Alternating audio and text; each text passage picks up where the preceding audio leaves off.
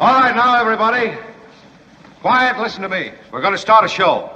Now, some of you people have been with me before. You know it's going to be a tough grind, but we're going to have a show.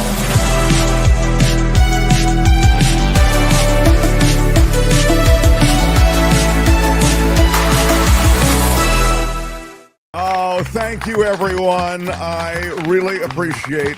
Sure, you can sit right over there. The last few people are filtering into our recorded audience, and it is a wonderful day in America. Yes, it's the new America. It's a little different than the America that you grew up with, but we'll soldier on nonetheless. Speaking of soldiering, we'll get into what's happening in the Middle East. I have my darling Albert here, and Albert is he's the on-air producer of the show. Albert, thank you. Kim does a lot of the producing behind the scenes. Kim, how are you? And she is all over it today. Today we are joined by a brilliant scientist, my friends. He is a... Emil Schauphausen. No, it is not Dr. Emil Schauphausen. He may work with Dr. Emil Schauphausen. Andrew Franknoi will join us. The noted astronomer is a brilliant mind, and he can oftentimes untangle a lot of complicated concepts in the world of astronomy. It is the summer solstice coming up, and he'll speak about what that means. That's just the first part of the first hour. Second hour, David Katz joins the world of the law. There is a lot going down, some major SCOTUS decisions. We will get to those, and David Katz will be here to sort all of that out. Kim, is there anything you would like to share with us before we jump right in? It's Juneteenth. I was going to say, it is Juneteenth. Yes. And it is the day that... You're the closest we have to a person of color on the show. Well, that's not good. Albert would be my choice, but I'm confident that he doesn't know what the hell Juneteenth really is. Albert, I bet he does. I think, let's be honest, Albert, it's a reach. Now he's Googling quickly. Liar, your pants are on fire! Albert, do you have, prior to Googling it right now, did you have any real knowledge of Juneteenth? Could you explain it? No, it was just one of those newer days off that I found out about. It is a newer days off. I mean, that's one thing it is. So Albert does know something in a sense. Google it. Kim, why don't you explain to all of us boys and girls what Juneteenth is and its significance, please? To my understanding, Juneteenth is the day that the slaves in Texas found out a year after the emancipation that they were actually free. They weren't told until today, June 19th.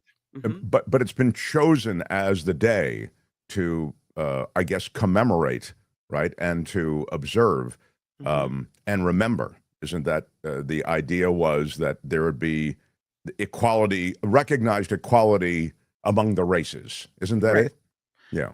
Yes, but it was June 19th in 1865 in Galveston, Texas, where they were finally notified a year later that they were free. Yeah. And fortunately, after that, all of racism in America went away, everybody. Yeah, it really is great how it just happened. And so we remember Juneteenth for the end of racism in America. No one sees color. There's no suppression of any race. Everybody has equal opportunity. It's a great thing. And it just happened on the 19th of June.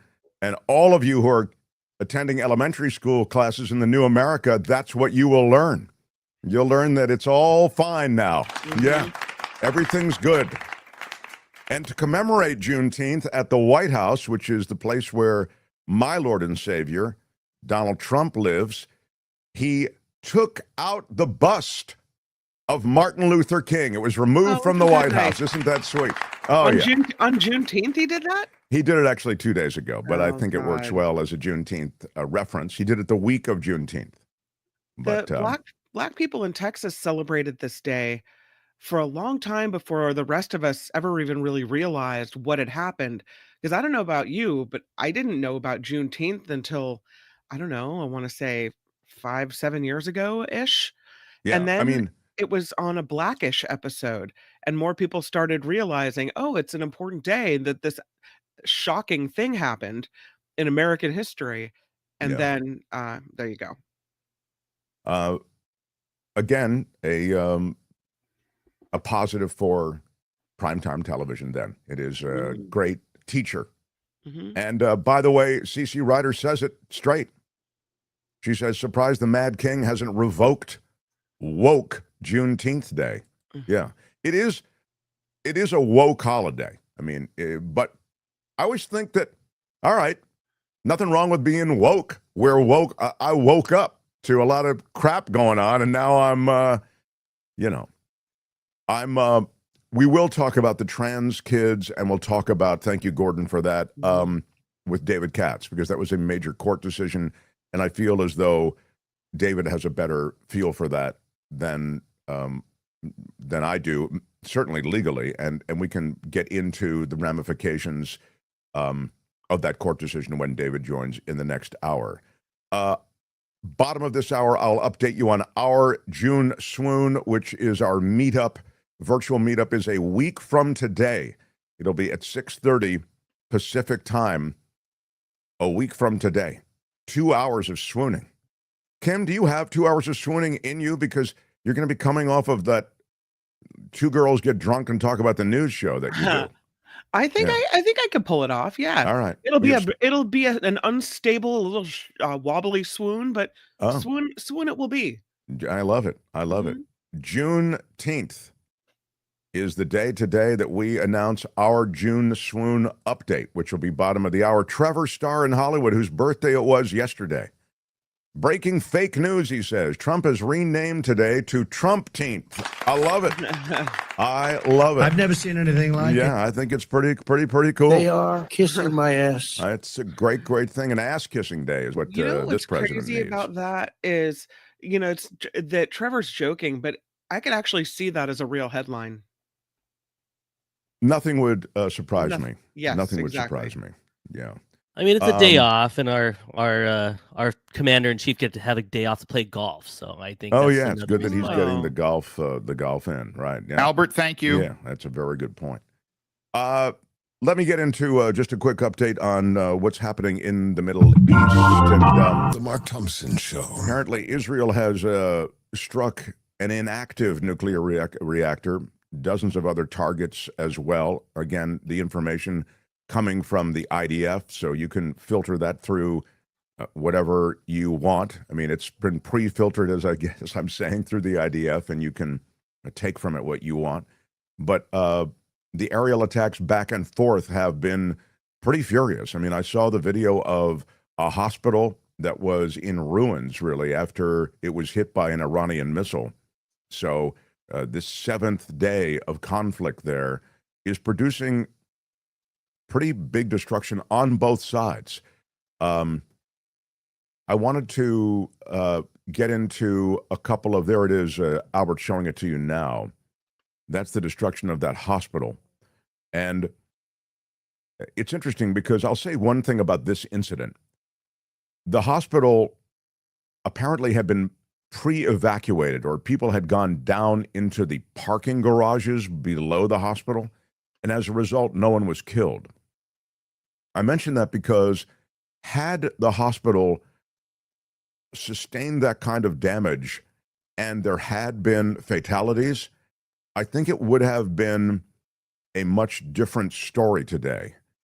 The story that we're getting today, I think it, again, can be interpreted from a number of different perspectives, and some of those perspectives are not favorable to Israel.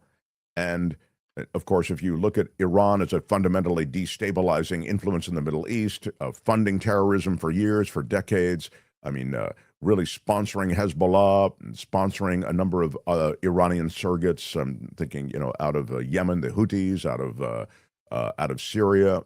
You saw essentially a client state of Iran on some level.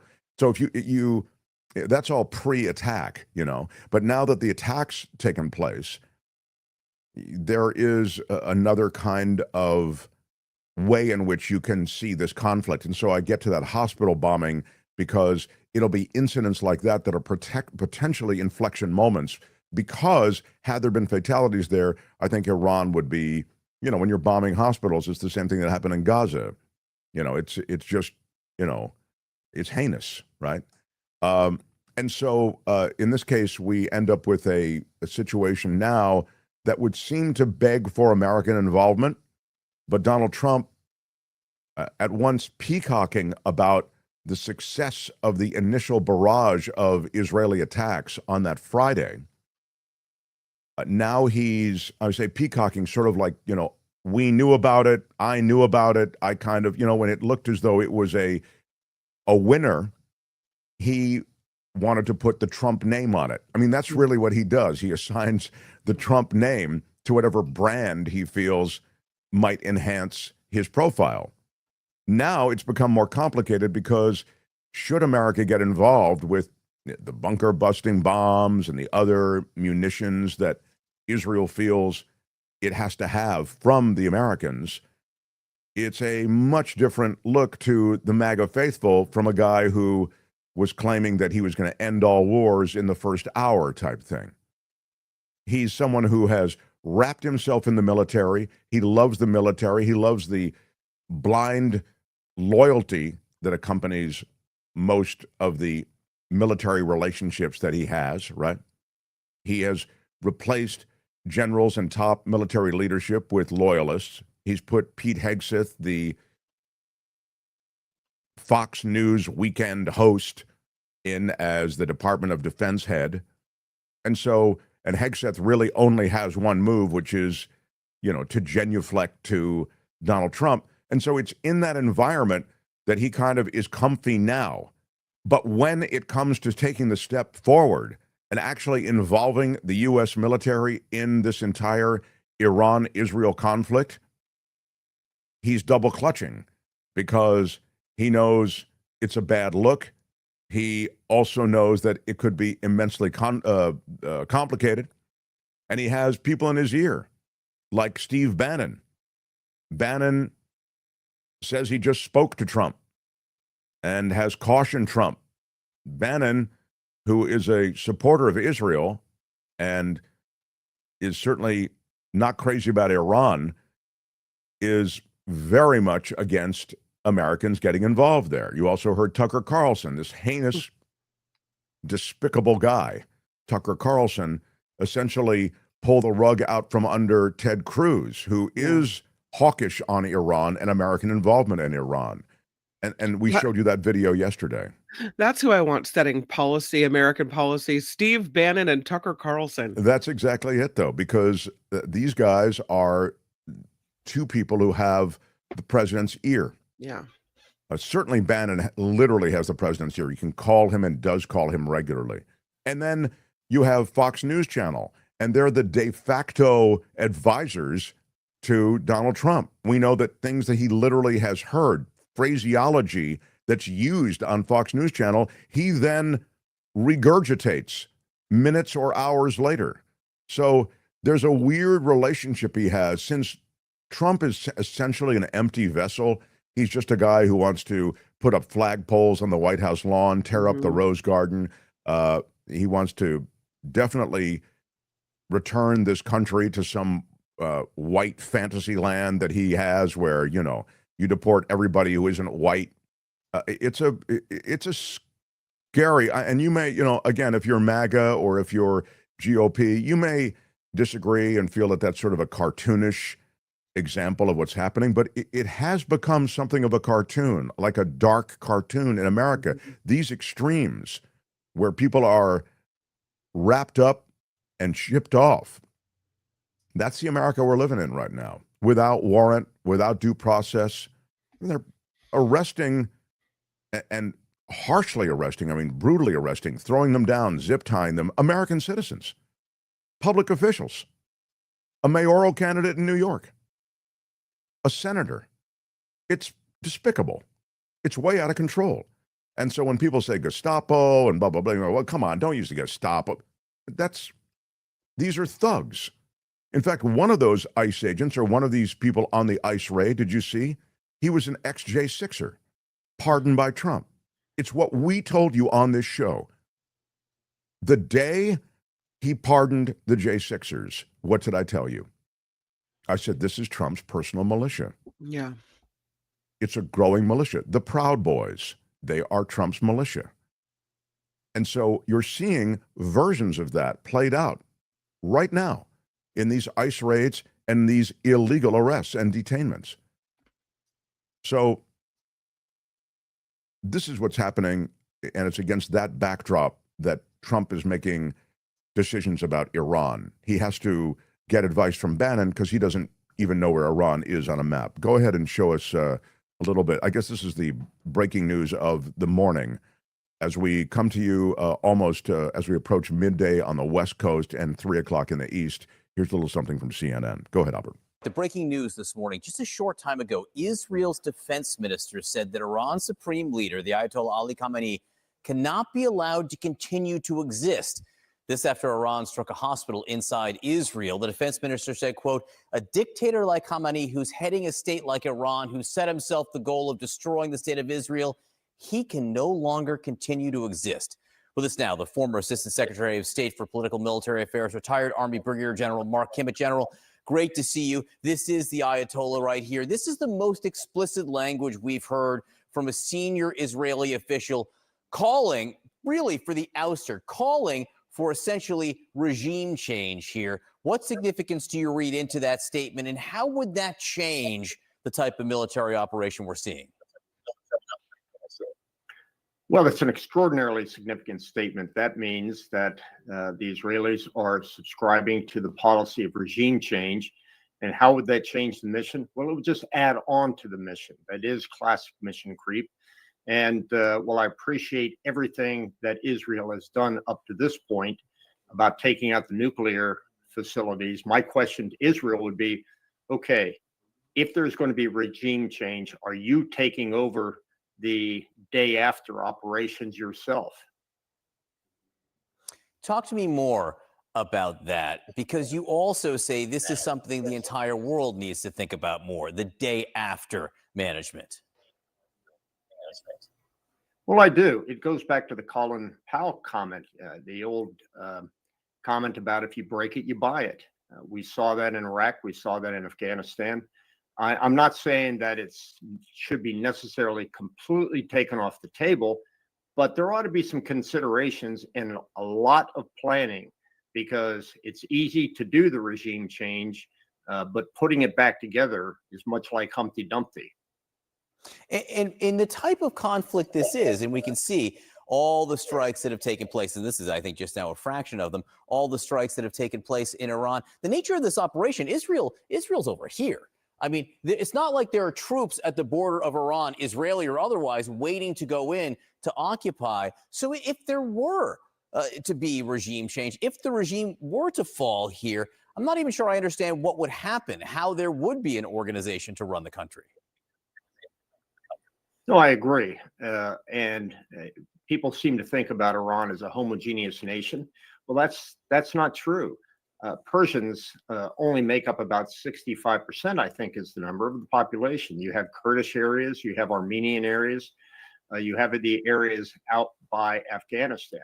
And we could unintentionally, Israel could unintentionally be putting Iran into a civil war. That's an extreme case.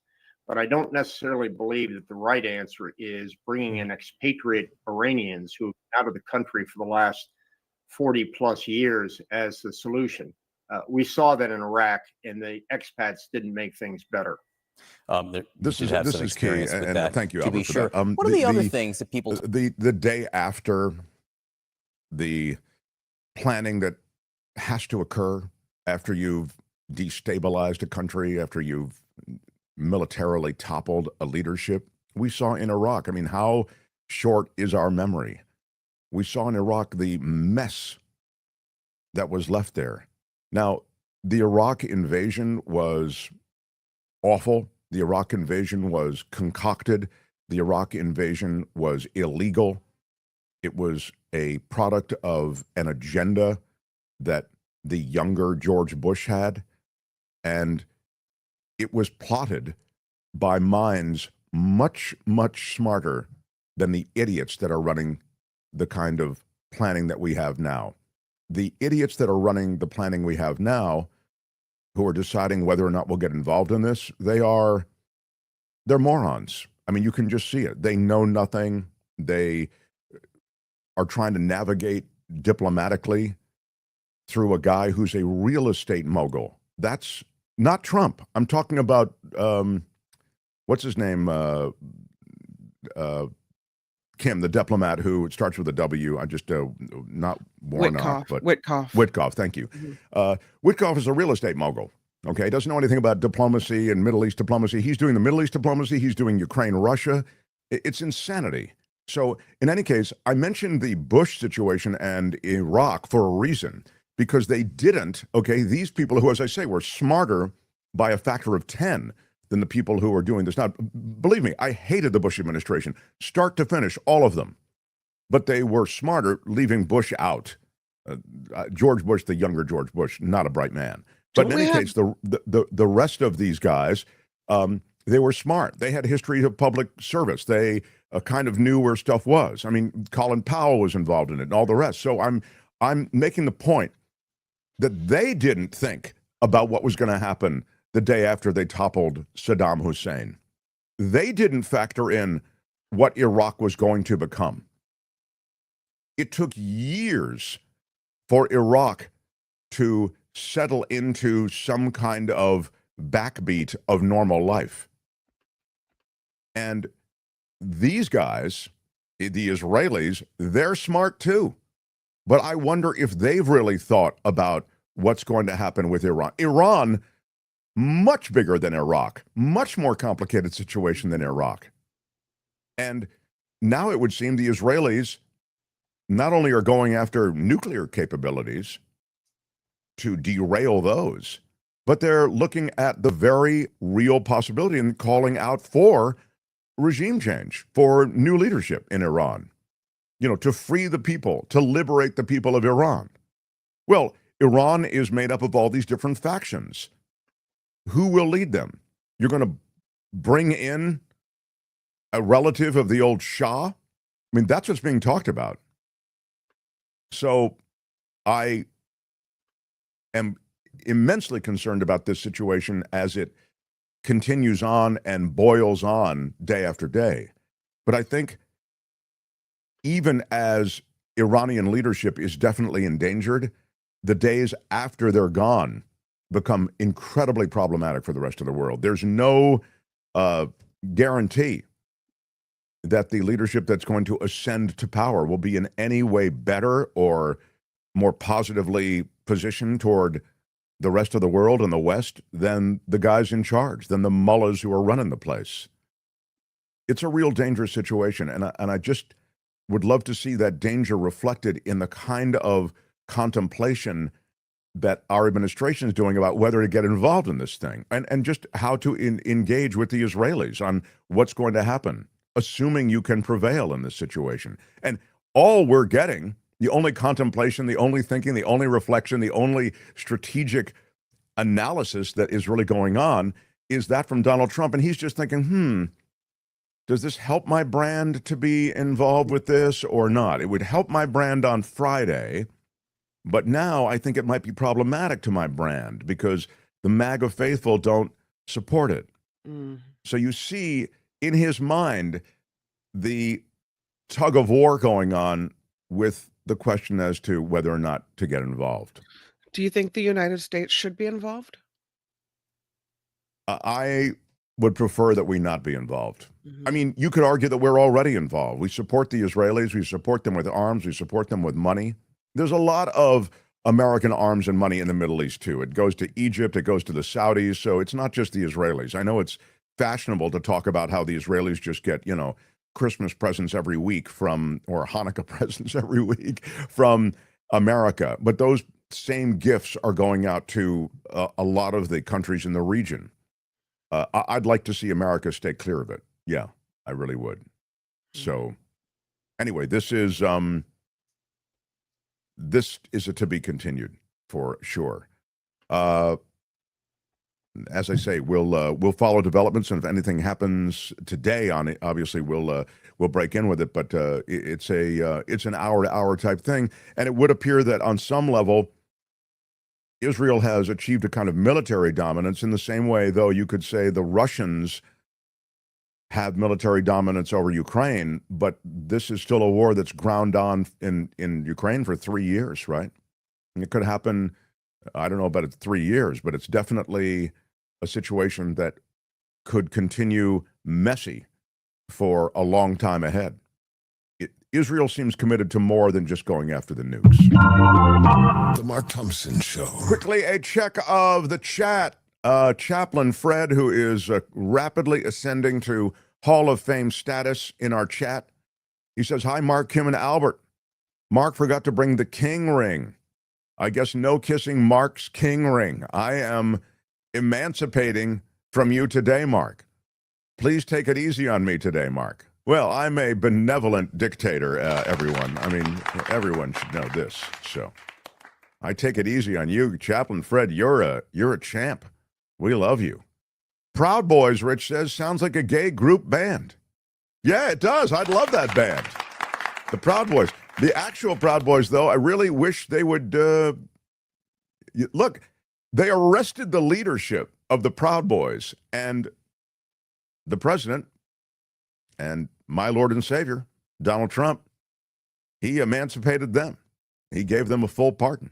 So they are out on the street, and they are, I think they're part of Trump's militia. That's what's happening there. I'm very excited because I have, before a distinguished scientist joins us, I have my coffee. This is the, we could try ignoring it, sir, a cup, which you can get, I think, are they still making the, no, they're not making it anymore, so this is a collector's item, those who got it. This is from our merch store. Our merch store, though, Courtney, are you going to update us on the merch store at some point, maybe next week? Will you update us on the merch store, honey? Yeah. Courtney has done a lot of work on the merch store. Yeah, I will, yeah. You can find, what is the merch address is Get Mark Merch? GetMarkMerch.com. Okay. Yeah. You guys can find a lot of overpriced merch. And by the way, we don't get any, we get very little money from it, but it's a cool way to rep the show. No, it's a great way for me to waste like 100 hours.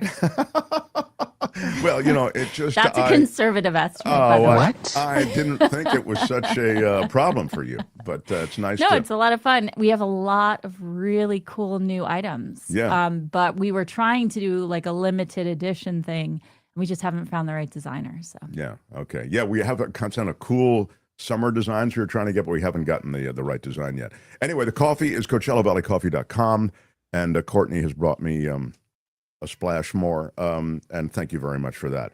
All right, without any further delay, although I do love delaying, I'm going to ask the noted scientist, Professor Fraknoi, to... Dr. Emil Schaffhausen. No, not Dr. Schaffhausen. We're going to ask Dr. Fraknoi to wait just 60 more seconds while we tell you about our... June swoon. So let's do that real quick. The Mark Thompson Show. A week from tonight, June 26th at 6:30 on the West Coast, 6:30 p.m., a 2-hour virtual meetup. Everybody on our show will be there. Many guests from our show, regulars, will be there. Maybe Professor Fraknoi will. I don't want to ambush him with a request, but maybe he'll come through. 2 hours of swooning in the Juning, with special guests, as I say. Here's how you join. You'll join us with a $50 donation on PayPal. You can get to PayPal through our website at themarkthompsonshow.com, or it's under all our videos. There's a PayPal link. You just click on it. You'll go there, $50 donation to PayPal. When you make the donation, just note June swoon, and that way we will lock you a seat. After you've done that, RSVP to me at mtsmeetup@gmail.com. Just say, hey, I got the 50 in, and I'll see you at June swoon, or whatever you want to say. mtsmeetup@gmail.com. After you've hit us with the $50 donation, it's a fundraiser for the show, and we're excited to see everybody. Bravo, those of you who've already jumped on board. I promise you, it will be a great time and a great way to kick off the summer. So, The Mark Thompson Show. I don't know how you could listen to KGO radio in San Francisco and not wonder why this guy wasn't on every day. He was that kind of personality. I called him the Carl Sagan and Neil deGrasse Tyson of the San Francisco Bay Area. He, I think, is just a wondrous scientific mind that breaks complex scientific concepts down and makes them so accessible for the public. And I'm very much the public when it comes to science and astronomy. How about it for Professor Andrew Franknoi? Hello, sir. Well, hello. What a wonderful introduction. Thank you. You are just, I think, a gift. So it is always great to spend time with you. Now, the solstice is tomorrow. Is that it? And what does that mean? That's right. So tomorrow is the longest day and the shortest night of the year. It's what on the calendar we call the official beginning of summer. And it's the time when the Earth is leaning the greatest amount into the sun. And that's the reason we have seasons. And it's an interesting story, which I hope we'll tell as we go along. Yeah, it's why does the Earth lean? Do all the planets lean? So that's really the thing that we've been able to determine through the space program, is that they don't. That leaning is kind of unusual and unexpected. You expect that planets would orbit the sun with their head held high, going, spinning around in the same way that they go around the sun. And many planets do. Venus, it doesn't have a lean. Jupiter doesn't have a lean. So this is something which is unexpected, that the Earth has one. And we've been thinking about what might have produced it. And our best understanding now is that the Earth is leaning because it was in a pretty dramatic and in some sense dangerous cosmic accident billions of years ago. When the solar system was first forming, there were not only the planets that we know of now, but lots of mini planets flying around, material still trying to find its place in the scheme of the sun's family. And one of these mini planets probably hit the Earth or had an encounter of some kind with the Earth, and the Earth leaned over about 23 degrees as a result. And like many accident victims, it couldn't straighten up. And so we've been going around the sun leaning by 23 degrees for billions of years. And that leaning turns out to be something which is very dramatic for our weather, because when we lean into the sun, we have summer. And when we go on the other side of the sun and we lean out, then we have winter. Yeah, and it's funny, as a kid, I'd always thought that it was because of the orbit being, it's not a perfect circle or whatever, and so we were closer to the sun during the summer months. But that's not, it has nothing to do with the orbit per se. But let me say that the vast majority of Americans think that's the reason. There are even some school teachers, elementary school teachers, who don't know the other reason.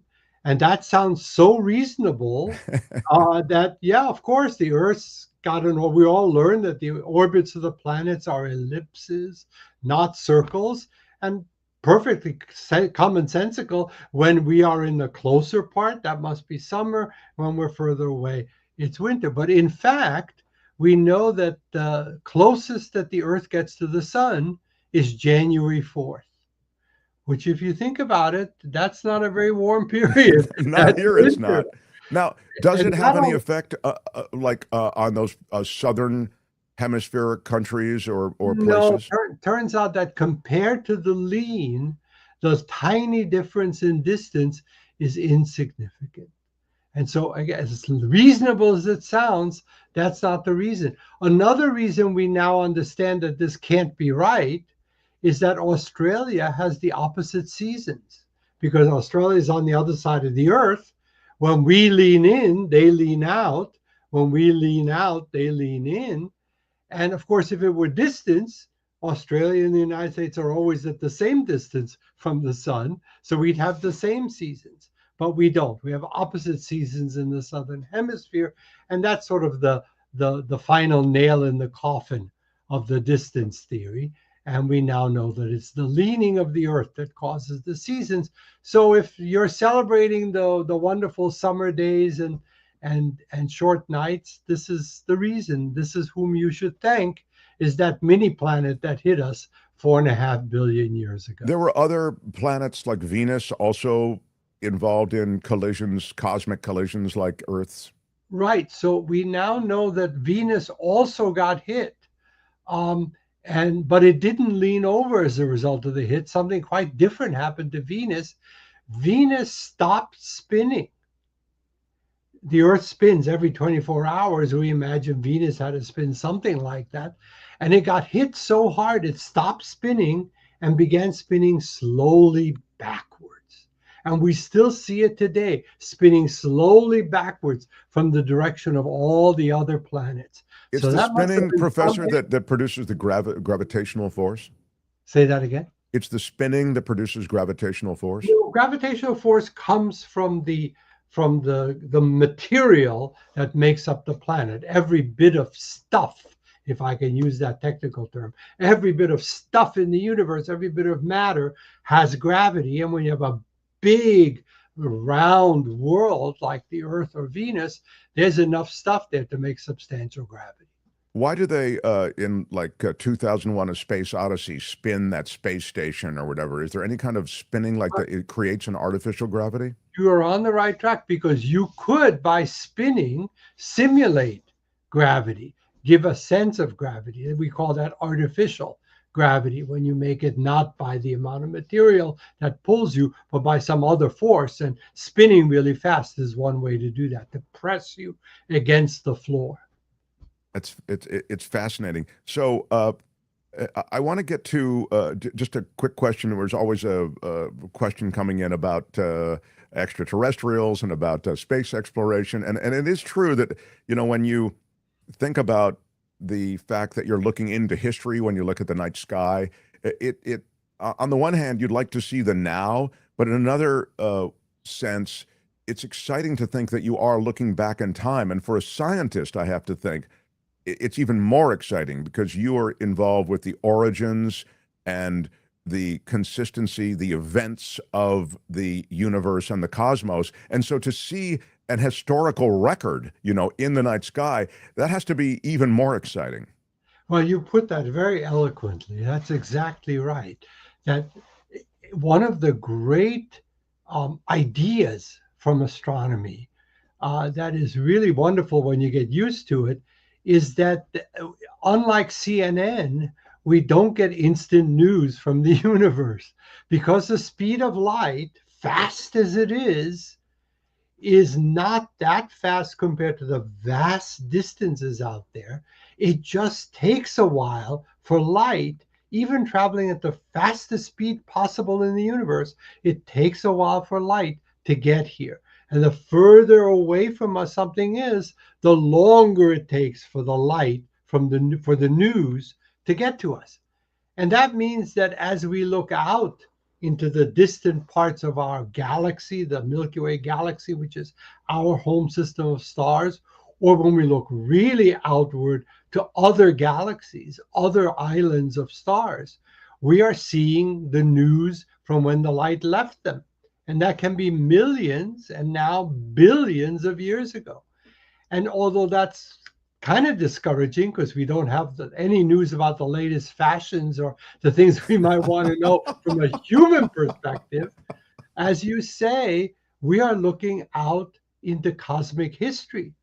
And if what you want from your friendly neighborhood astronomer is a historical description of how the universe evolved to make Mark Thompson Show listeners possible, well, the only way we know that history is by looking further and further out and recording what was happening in the past. And that's what our big telescopes in space are set up to do. So again, then, with these vast distances that you've described, I get to sort of the sci-fi wondrous questions that surround visitors who might have somehow conquered the physics of getting to where we are. And I'm wondering if you can just give us a beat about that, especially given the fact that in the last few years, we've seen all of these pilot reports from military pilots, et cetera, of eyewitness accounts, if you will, of objects that seem to have a trajectory that's impossible physics-wise. They have a movement that's impossible from the standpoint of physics. In other words, they kind of defy the physical constraints that you would normally find. And as a result, the speed with which they travel is even something that is remarked upon. I wonder if you could speak to how you square all of that with your knowledge of the universe. Well, that's a fascinating topic, and I'm glad you've raised it because there's been a lot of confusion in the public mind as a result of those congressional hearings. The best way I can answer that is to urge your viewers and listeners to Google an investigator. This investigator's name is Mick, M-I-C-K, like Mick Jagger, the Rolling Stone leader, Mick West, W-E-S-T. Mick West is by far the country's leading investigator of UFOs. He is a brilliant guy with a lot of training in airplanes and instruments and military radar and things like that. And he's taken a really good, there he is. Boy, you guys are good. So he has videos on YouTube. He has his own channel, website, and he's really taken a look at some of those cases that were made to seem so mysterious in the congressional hearings. Turns out they can be explained with perfectly ordinary earthly phenomena. Is that right? Seemed to go really fast, it was because they had the distance all wrong. When the lights looked like triangles flying through the sky, that turned out to be a camera that when it's unfocused, the shape of the container is a triangle. So the unfocused light makes a triangle. They didn't look like triangles. They just didn't have the camera focus. So for all of these cases, Mick West has found perfectly plausible terrestrial indicators or explanations. Now, that's not to say that we astronomers don't think there's life out there. We do. As you and I have discussed in the past, I have had the privilege for 40 years to serve on the board of directors of the SETI Institute, the Search for Extraterrestrial Intelligence Institute, which is a nonprofit organization which is devoted to answering Mark's question. Is there life out there? Are we alone, or are there other creatures like us who wonder about the universe? And what we do is we look not for spaceships, because we don't think travel across these vast distances is so easy for living beings, but we look for what we call techno signatures, the signatures of technology. And those could be radio waves, like when you get a radio broadcast, or television waves, but they could also be indicators that they have industry around their star. If a group of aliens were more advanced than we were, and they built out space industry to have lots of factories and rings around their star, the heat radiation from that is something we could now easily pick up with our modern instruments. And so there are searches underway to find signatures of technology from alien civilizations. And this has become so interesting that NASA, which for a long time wasn't supporting this kind of search, is now back supporting it if it survives the current administration. And there are many programs around the world searching. So in the next, I would say 10 to 20 years, we may find some indicator out there that there are other intelligent creatures around other stars, but nothing yet. It would seem it's fascinating, and that was a really thorough response that kind of puts the framework around where we might find some signs of life. I remember doing a story about SETI. I think I've told you about it back when I was a science reporter and weather guy in the Bay Area for about a decade of the 80s. And it was fascinating to talk to the guys back then. I mean, they were really sweeping the skies for some signal of some kind, some irregularity, as you say, some signature. and they had these huge telescopes, I think they were like radio telescopes, as I recall. Yeah. And it was just really fascinating. And now you're right. The technology has advanced so much. I'm sure that the entire process has become, even more thorough. And this is where AI can actually do some good, because if we're getting all kinds of static and natural signals from the universe, picking out what might be the equivalent of the Mark Thompson show from an alien broadcaster is not so easy amongst all that static. Sure. But AI is particularly good at doing boring things in great detail. And so we are teaching AI programs, proprietary AI programs, how to find signals that have a pattern to them among the cosmic static. And that's going to help us a lot to identify faint signals that human searchers might miss. That's just brilliant. Brilliant. I really hope that there is the same fascination eventually with this planet, which is such a wondrous, special place, full of, I think you would agree, unique relationships between those things that produced it, and then the great biodiversity and, again, magical environment that we are so privileged to live in. And it pains me, and I'm so downcast about the fact that we don't treat it with greater respect and sustainability. So it's funny. Sorry, astronomers have been fond of saying recently is there's no planet B, folks. There's there's no plan B. There's no planet B where we can move. Every other world we have found nearby, we would die without a spacesuit on its surface. So if we mess up the Earth, there's no place we can transfer our population.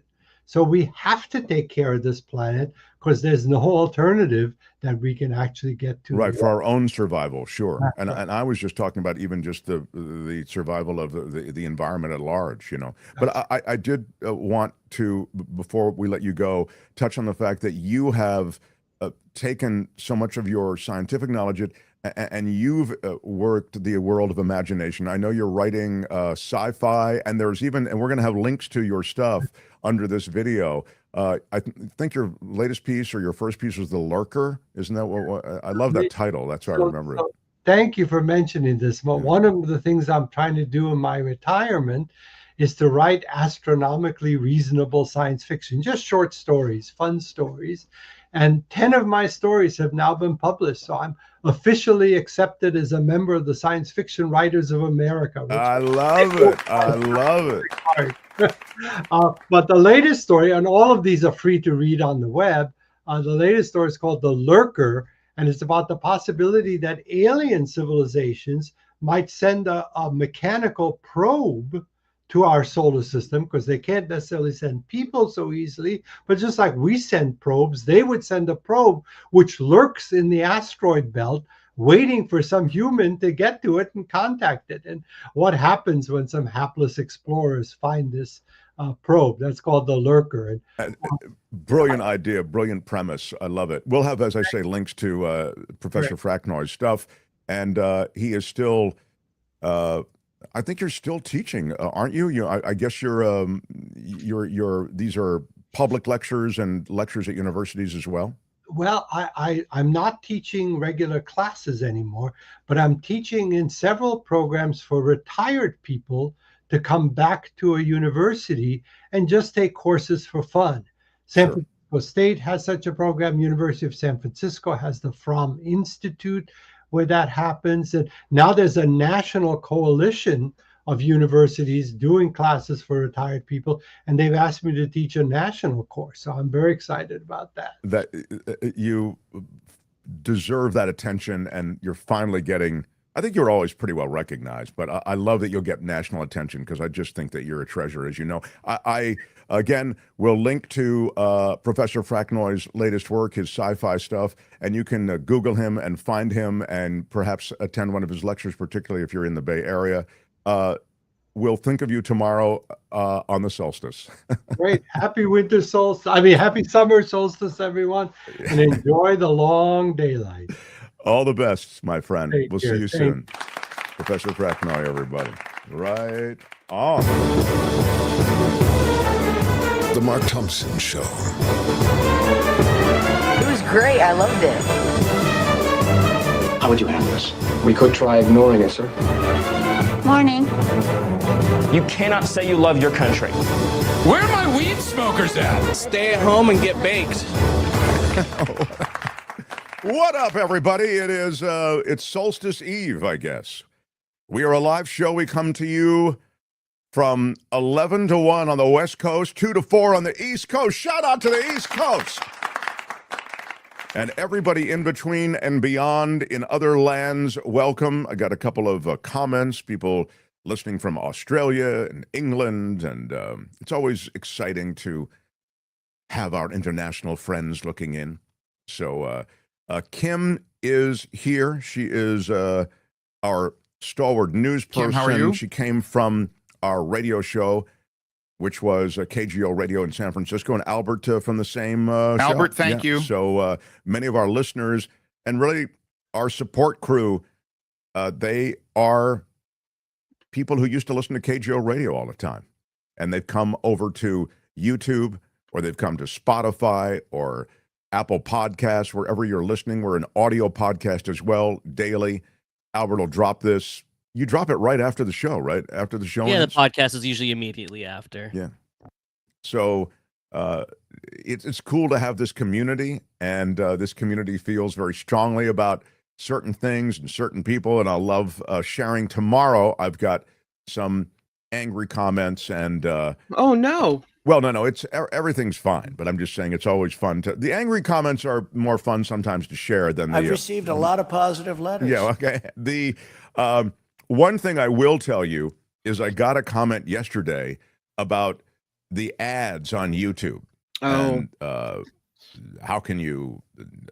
Was it some ad? I don't know what this ad is for, but it was something about poop or something. Let me just. I know it's crazy. I mean, we don't. I think the Google algorithm is whatever you're looking at or whatever you're exposed to, whatever you're talking about, and that's what. So you're blaming the viewer, listener. Oh, I'm not. I'm just explaining the Google. I'm explaining how I the blame ads you. work. yeah. Like I'll start talking about a product and I'll just start seeing it in everything on my phone. True. So It's true. Yeah. So it's possible that whoever you are, you were speaking about something related to dog poop or something, and that the Google masters heard that, and that's why you were served those ads. So, but sorry that you're frustrated. I don't have any control over the ads, what they are, how many there are. I can tell you one thing that we're concerned with, and that is that there's a throttling back of shows like this one. Anything that is critical of the current administration is getting throttled back. This is all part, as you know, of the ownership that the administration has really taken in the threats and just in the scary environment that they produced for so many media companies. You've seen it on the major networks. You've seen, ABC rollover, CBS. They all have agendas. Same is true on Facebook, the Meta crew. I mean, they're all having to be in bed on some level with the current administration, and Google is no different. And so all I'm saying is, with the throttling back, everything's harder.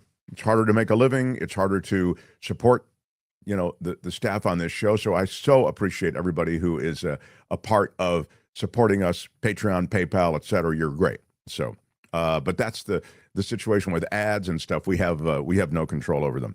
Kim, I'd love to get a quick update on what's happening. Mhm. And then I've got David Katz, the brilliant former federal prosecutor, to come in.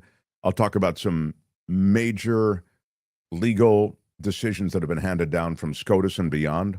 So we'll do that next. Smash the like button if you would. Hitting the like button helps us in the world of YouTube, so smash it. With your iron rod. Do it with your iron rod. Kim's news, and then some cats. Next. The Mark Thompson Show.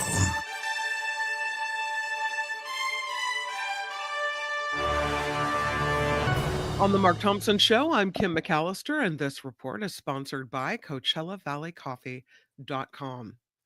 Israel and Iran are once again trading fire as President Trump announces a deadline for a possible U.S. intervention. Today, the White House said Trump will wait 2 weeks to decide if the United States will take offensive actions against Iran in order to allow negotiations with the United States to play out. There's been wide speculation, though, whether Trump will authorize the use of bunker busting bombs to take out Iranian nuclear facilities. A heat dome, different story, a heat dome over parts of the eastern United States, causing temperatures to soar. About 15 million people from Washington, D.C. to Florida are at risk of this, according to the National Weather Service. Several places will see temperatures in the low to mid 90s, but others will see it over 100 degrees. So the White House says sanctuary cities will be increasingly targeted by ICE. Press Secretary Caroline Leavitt saying President Trump is securing the homeland, and she noted that, and this is a quote, not a single illegal alien was released into the United States last month. She said Homeland Security is ramping up efforts to arrest and deport the millions of illegal aliens that former President Biden let in. There were initial anti-ICE protests in Los Angeles when the immigration operations began, but apparently they're not wrapping up, dying down, according to the Trump administration. The whole thing, the rhetoric of securing the homeland from what? The criminal element that is picking our fruit and our vegetables, the criminal element that is doing the cleaning, the criminal element that's doing the landscaping and gardening, the criminal element that's doing the cooking in the kitchen, the criminal element. I mean, it's a joke. It's a joke. Less than 1% of the crew that's here in this country and got here as an undocumented immigrant, less than 1% is involved as a criminal element in any way with gang affiliations. It's utter absurdity. And yet they are beating that drum, and they are arresting people. They are going into neighborhoods and arresting entire apartment buildings full of people. My friend told me yesterday, she's been here 30 years. She's not legal, but she's been here 30 years. And she's more American. She, watches all the true crime stuff, listens to podcasts. It's all in English. She told me that her whole block, they go apartment building and apartment building and apartment building, and they just take everybody. It's like the old gillnet fishing. It's the strip mining of the ocean that they do, where they just scoop up all the fish, all the tortoises, all the porpoises, everything. They call it bycatch, and they just dump it. It's all going to be dead. They dump it on this huge fishing vessel, and they leave the porpoises and the turtles to die. And they get what fish out of all of that they want. But a lot of the fish they get isn't good for consumption. So they end up essentially, as I say, scooping all of this out of the ocean in a very inefficient way. But at least there are fish there that they want to package for consumption. In this case, there's not even that. These people just take everybody in those apartment buildings I was describing, and they work it out later. Those who are here legally, those who aren't. It's a brutal, deliberately cruel policy and execution designed to have a chilling effect. And it is to no decent end. And it's going to have a dramatic effect on the U.S. economy. We're hearing more and more stories like the one you mentioned of scoop ups at Home Depot parking lots. There's a story out of Oregon where this beloved member of the wine industry was scooped up as well, and it's causing a lot of furor. People loved him, and he's part of the fabric of the wine industry in that region. People are not happy about. And by the way, just on that, I mean, I love that example because it's a sign of just what we're talking about. But in the case of my friend who's been in the country for 30 years, she's paid taxes every year. She pays taxes like everybody else. She pays into the system, and she doesn't get a lot of the benefits, right? She gets the benefit of living here and working here and all that. It's a safer country than from which she came. But I'm making the point that these people are paying taxes. So there's a tax base there that's real also. And one wonders if the Trump administration is saying, or they're thinking that the protests in Los Angeles are dying down, then why send this week another 2,000 California National Guards to Los Angeles? Why are we still ramping up if things are ramping down? Well, this is a great thing that I want to talk about. I mean, a great point and a great data point, because what's really happening is the occupation of these blue cities by American troops. National Guard is setting an example. I mean, it's not the guardsmen and women, it's the current administration. And they're going to do this everywhere. I mean, that's the plan. And that's why Marines are dispatched. So get used to it. And many would say, well, it's going to affect the vote, right? It's all designed in a way to affect the vote as well. But I'd say it is, I mean, listen to what Kristi Noem said. We're here to liberate Los Angeles from the socialist mayor. I mean, what? I don't even like the mayor of Los Angeles, Karen Bass. I'm not a fan, but liberate us? Come on. But that is the long plan. We talked a lot about political violence the last few days. Federal authorities now investigating anonymous pizza orders that are being sent to the homes of lawmakers across the country. You think it's just a prank, a pizza order, but what it says is, we know where you live, right? According to House Speaker Mike Johnson's office, Democrats and Republicans in the House have both received pizza deliveries.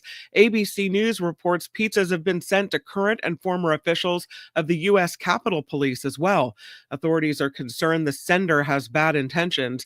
In a statement, Capitol Police said the deliveries are troubling and they bring to light the heightened threat landscape that we currently live in. President Trump says Federal Reserve Chair Jerome Powell is costing the United States hundreds of billions of dollars. In a post on Truth Social, Trump said Powell is truly one of the dumbest, most destructive people in government. He added the Fed board is also complicit. Trump said Europe has had 10 interest rate cuts. The United States has had none in that time. This all comes after the central bank left interest rates unchanged once again yesterday. Elon Musk has some reaction to the latest SpaceX Starship explosion. Video online shows Ship 36 erupting into a massive fireball late yesterday during a routine test. After the blast, Musk posted, "Just a scratch." SpaceX, there's nothing to see here. Move along. SpaceX says a major anomaly caused this explosion and that there was a safety clear area in place around the site, so all personnel are accounted for. Ooh, that's a doozy. Just a scratch. Yeah, okay. That's pretty funny. That's wow.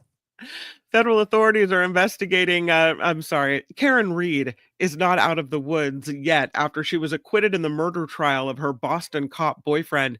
She still faces a $50,000 civil lawsuit from his family. John O'Keefe's relatives are suing Reed and two bars that allegedly negligently served her alcohol the night he died. Reed had been accused of hitting him with her SUV and leaving him there to die. It was her second trial on the charges after the first ended in a mistrial. The majority ownership of the Los Angeles Lakers being sold to a team stakeholder. ESPN reports the Buss family has agreed to sell its majority stake in the franchise to investor Mark Walter at a valuation of about $10 billion. Walter is the owner of the Los Angeles Dodgers and has been an investor in the Lakers since 2021. Jeannie Buss, the current controlling owner, will continue serving in her role as the team's governor following the sale. She inherited the franchise after her father died in 2013. The Buss family has owned the Lakers since 1979 after Jerry Buss purchased the franchise for $67.5 million. Yeah, I mean, that's going to be, Kamish, that's going to change things in the world of basketball. I mean, the new ownership is going to reflect kind of the contemporary world of big money that can buy huge contracts and put on the floor some of the most talented people in the NBA in ways that family ownership really can't provide, right? Yeah, and that was a legacy that the Buzz family left behind. Obviously, decades and decades of being in the spotlight. But let's see how the Dodgers are very creative with their contracts.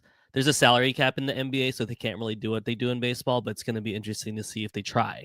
Yeah, there's a salary cap, but there's like a penalty of like $100 million if you violate it. You know more Yes, about it's this. a Kenneth. luxury tax, so you could dip into that if you spend a little extra, a lot extra. There's some teams that are really, really struggling with that.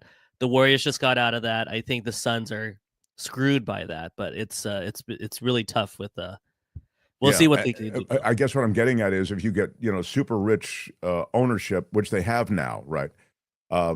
Meaning it's not just private ownership; it's it's a consortium of sorts. They might just pay the $100 million. You know what I mean? It's a weird thing. I don't know. I do think that there are other ways it's going to pencil out from the ways that they have in the past. But obviously, the Buss family has as Albert said, a really distinguished legacy with the brand of the Lakers, and they're gone now. In Atlanta, transit authorities say several automated external defibrillators have been removed from public train stations because of thefts. People are stealing the defibrillators. The transit agency says they've moved more than half of these to inside areas of where staff is prompting people in need of one to contact a police officer or a staff member at the station instead of just having them out. Officials say thefts of these devices have been rampant since 2023. They say they need to be readily available in order to save lives, but they also need to keep them on hand, and they can't do that if people are stealing them. So, yeah. As mentioned earlier, today is Juneteenth. It marks the end of slavery in the United States, June 19th, 1865, when Major General Gordon Granger and his 2,000 Union troops arrived in Galveston Bay, Texas, and proclaimed that more than 250,000 enslaved Black people in Texas were free. Slavery was officially abolished in the United States in December of 1865. Boy, it took a long time to get that message to them, right? And that was one of the things that that slave owners knew. It's like, hey, we don't need to do anything because the word hasn't gotten out. I mean, there's no social They're not free media if we don't tell them. Yeah. Nobody's got a Facebook page to say, hey, you're free. No. And lastly, New York City's first wine window opened in Times Square. The Italian city of Florence is known for the Bucette del Vino, the wine window.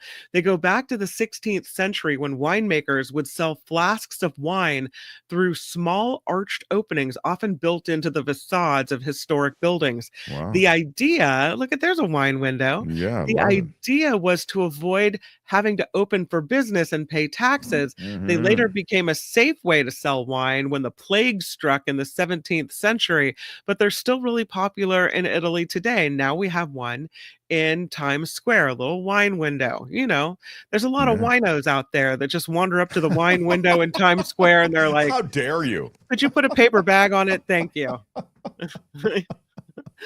Seems like a perfect place for a wine window. To bet my lunch that there's alcohol involved. Yeah, I don't, necessarily feel that they're winos. There's a reason that this place is fun. Exactly. It's too bad it's not a Coachella Valley coffee window because this report is sponsored by CoachellaValleyCoffee.com. It's some coffee, I'll tell you what, and some tea, and it's so good. Best coffee I've ever tasted, Ken. That's right.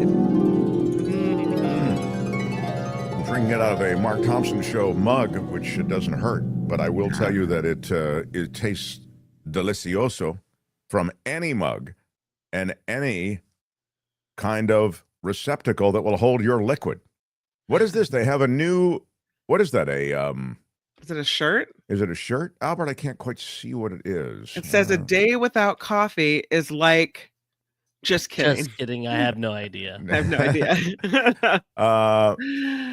I guess that's part of the merch on the Coachella On the Valley site. Coffee website. And you get 10% off just for being an exclusive Mark Thompson Show listener. You get the deal. Type in Mark T, no spaces, Mark T at checkout in the little code box, and you get 10% off your order. So look at you. You'll get, I mean, even like, for example, if you got that T-shirt alongside whatever else, you get the 10% off the T-shirt too. So anything on the website, tea, spices, coffee, merch, 10% off with Mark T at checkout. It's fresh beans, as I've mentioned, and you should check them out. They're not the discounted beans that you'll see that have been lying around for months, get swept up and put into bags. These are hand-roasted beans and curated for your taste. There are tasting notes under every bag, and you'll find that with the tea as well. Just terrific. CoachellaValleyCoffee.com. They've been with the show now, I want to say, for a couple of years. Yeah. And we just adore them. And Mark T is your discount code. It's the steak rub. Oh, they have rubs also, the spices. Have you tried that? I haven't tried the steak rub. I'm going to do it. Thank you. I'm going to get some of that steak rub.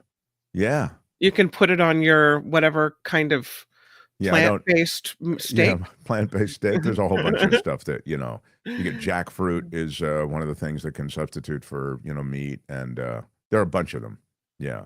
So sounds really, really good. Love it. Yeah. Well, I recommend the mango tea for summer, and they have mango sun tea as well. So very, very Tango with the mango. That's it. I'm Kim McAllister. This is The Mark Thompson Show. Feel it in your soul. The Mark Thompson Show. June swoon, everybody. It's a week from tonight. Don't get left behind. I don't know how many of these meetups we're going to do. We haven't done one in a long, long time. We said we were going to do it when we got to 100,000 subs. We're at 121,000 now, and we're just now finally getting to the June swoon. It's a 2-hour virtual meetup. You join from wherever you are. It's a Zoom. You don't have to have your camera on. You can just join us audio. 6:30 Pacific time, 6:30 in the evening, next Thursday, the 26th. It'll be 2 hours of swooning with special guests. We'll try to get David Katz to come by, the brilliant legal mind. David K. Johnston may come through. Spencer Christian. We're putting the all call out. So people will visit. Many are not necessarily regulars as visitors on the show, but it'll be great to have them as part of the swoon. So if you want to join June Swoon, $50 donation to PayPal. It is a fundraiser for the show. You can find PayPal links under all of our videos and also on our website, themarkthompsonshow.com. Note with your PayPal donation, June Swoon or virtual meetup, whatever you want to say. And then after you've done that on PayPal, drop us an RSVP to mtsmeetup@gmail.com. mtsmeetup@gmail.com. I'll confirm with you that we've locked up your spot, and then I will send you an exclusive Zoom link, and that will come to you next week prior to the event. We do have 3 scholarship spots, and I have awarded 2 of them already, and one of them, I believe, maybe even 2 of them, I have to go look at my notes, were provided by people who said, I'm contributing a spot for someone to get a spot for free. Like Teacher Lori, you've been called out as someone who should be there, and your spot is sponsored already by another listener, I guess is what I'm getting at. So there is this possibility as well. So it is our June Swoon meetup. It's 1 week from tonight. The Mark Thompson Show. This guy is, in my opinion, one of the great legal analysts across the English-speaking world. He's on London radio and television. He's on Fox News Channel. He's on News Nation. He's on local stations in New York and Los Angeles, etc., across to New Zealand and Australia. Again, in the English-speaking media sphere, he is a coveted mind, and he is so generous to join us on Thursdays. The great former federal prosecutor, now defense attorney in Los Angeles, David Katz. Hello, sir. Great to be with you, Mark. David, a lot going on legally, and I want to just start with this trans issue and the court judgment that was handed down on trans kids. These are kids who might get puberty blockers prior to being 18 years old. Can you speak to this question and how the court wrestled with this? Well, I predicted this from the oral argument, which seemed to go the way that the decision went. It was 6-3, the usual suspects. The three Democrats were in dissent, and all of Trump's appointees were huddled together, along with Roberts, Alito, and Thomas, who are Trump's non-three picks. Basically, they said as to these laws, let's say the one in Tennessee, and there are some other ones like it around the country, all in the red states. Not in all the red states, but all of these blocker type laws are in red states so far. And basically, they've been challenged as sex discrimination. And the answer is kind of disingenuous, I think, from the majority on the Supreme Court. But what they say is this: you can't get if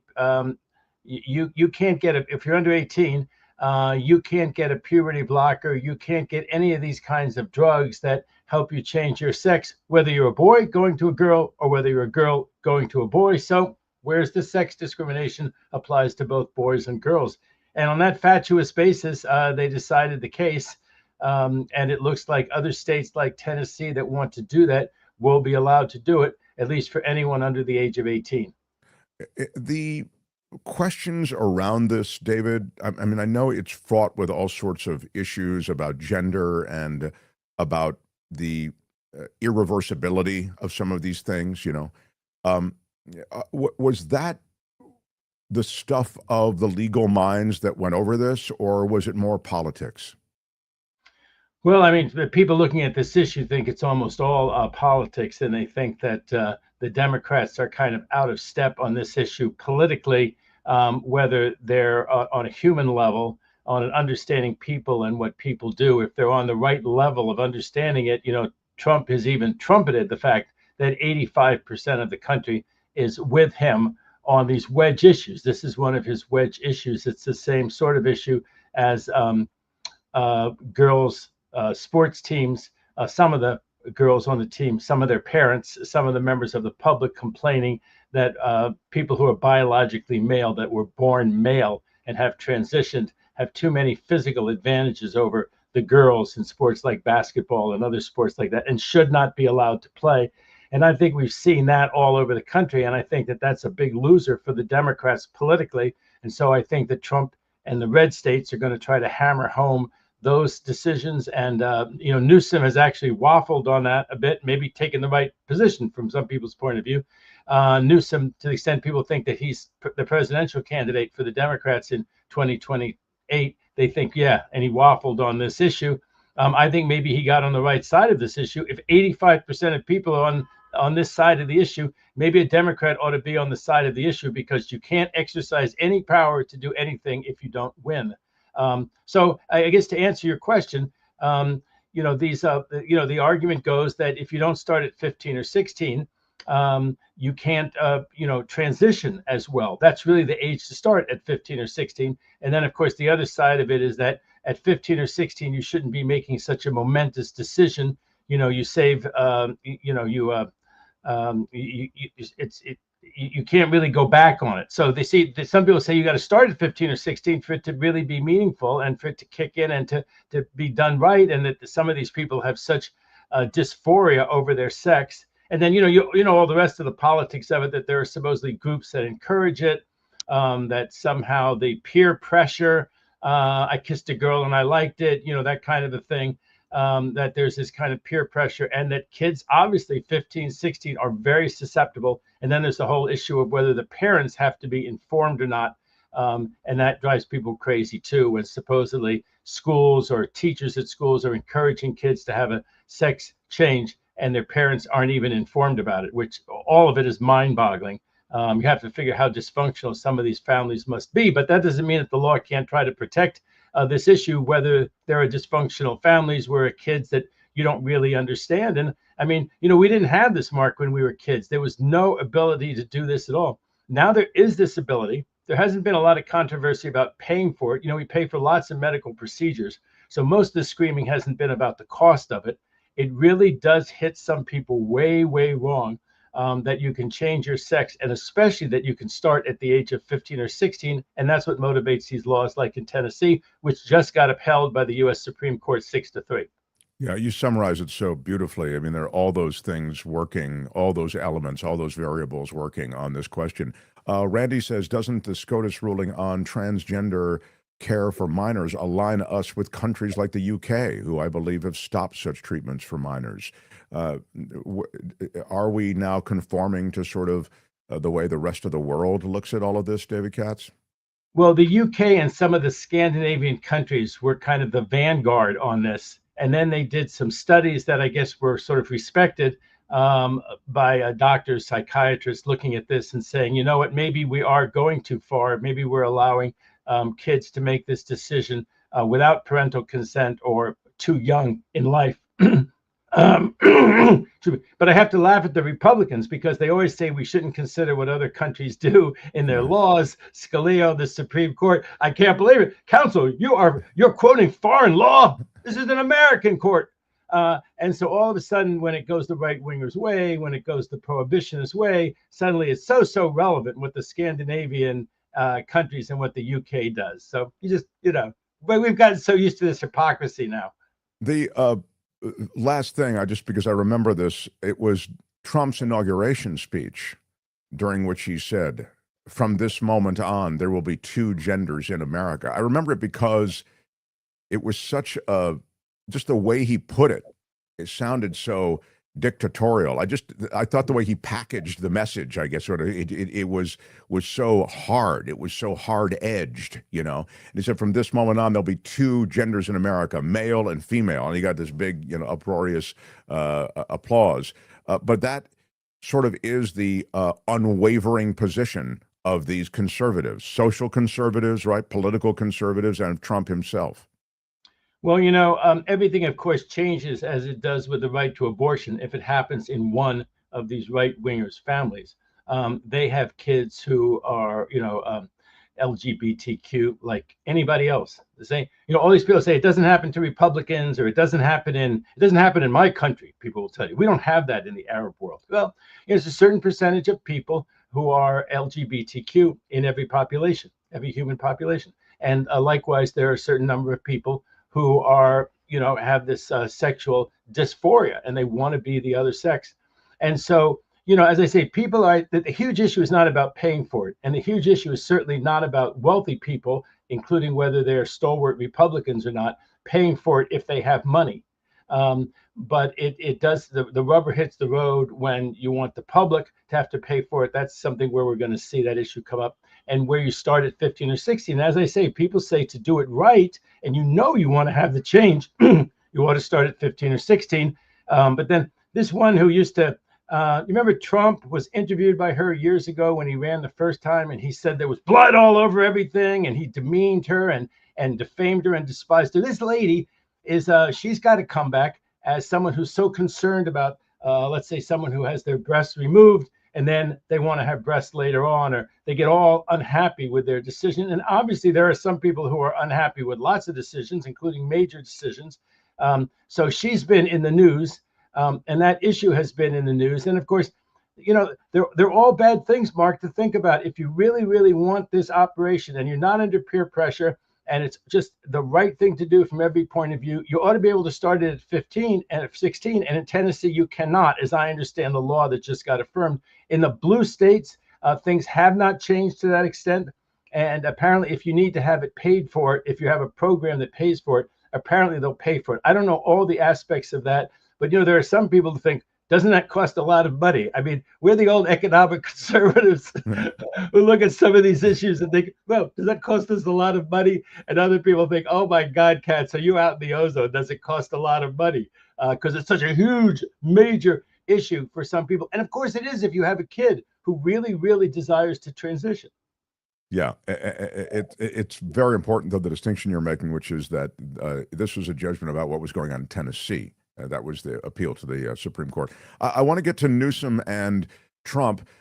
Newsom has taken to smack talking Trump, very different kind of posture he has toward Trump from the first term, or as I like to call it, season one of the Donald Trump presidency, when there was more of a relationship that he was trying to build. Certainly we needed federal dollars, we needed fire relief, this kind of thing. We still need federal dollars and fire relief. Of course, we contribute way more to the federal government than California gets out.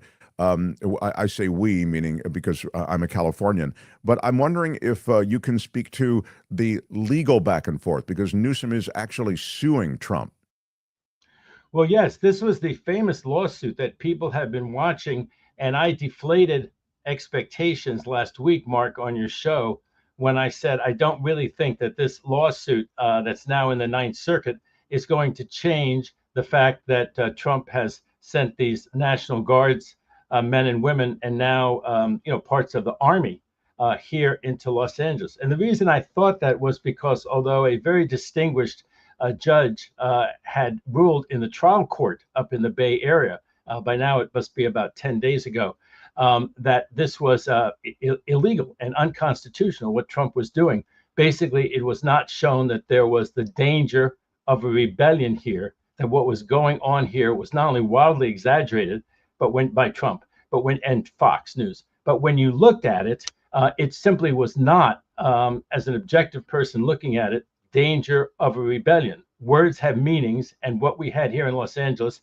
in this small geographical area, that was quelled really rapidly, except maybe for one night. One night's slow quelling does not make a rebellion or an insurrection.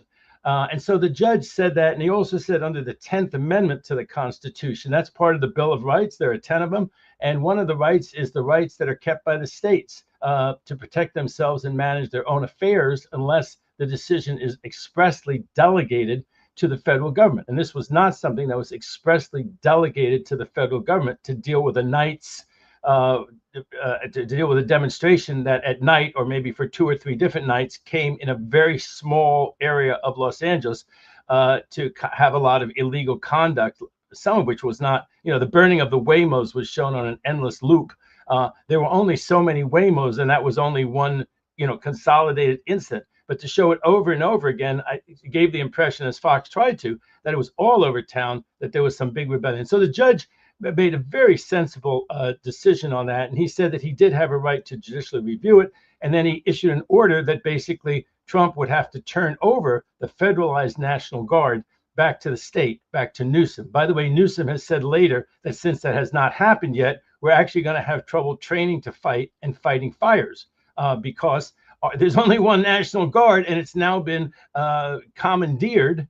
It's been appropriated. And I think, and I agree with the district judge, misappropriated under the law by Trump. But here we stand. So that was stayed, though. That order of the judge was stayed by a panel of the Ninth Circuit. And once you saw who was on the panel of the Ninth Circuit, it was like, oh, my God, there are 3 judges on an appellate panel. 2 of them were appointed by Trump himself. One of them is a real arch conservative. I mentioned this last week. Federalist Society, former law clerk for Justice Clarence Thomas. Do you want to play the thing? I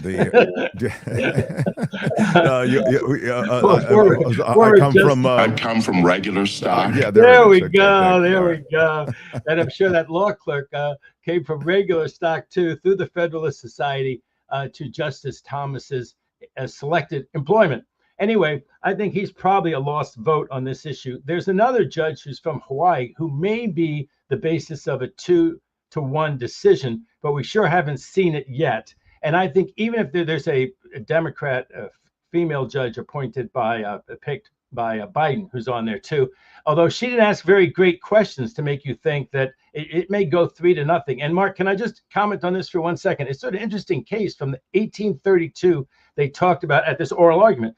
Just Tuesday, they had an oral argument, which was on Zoom.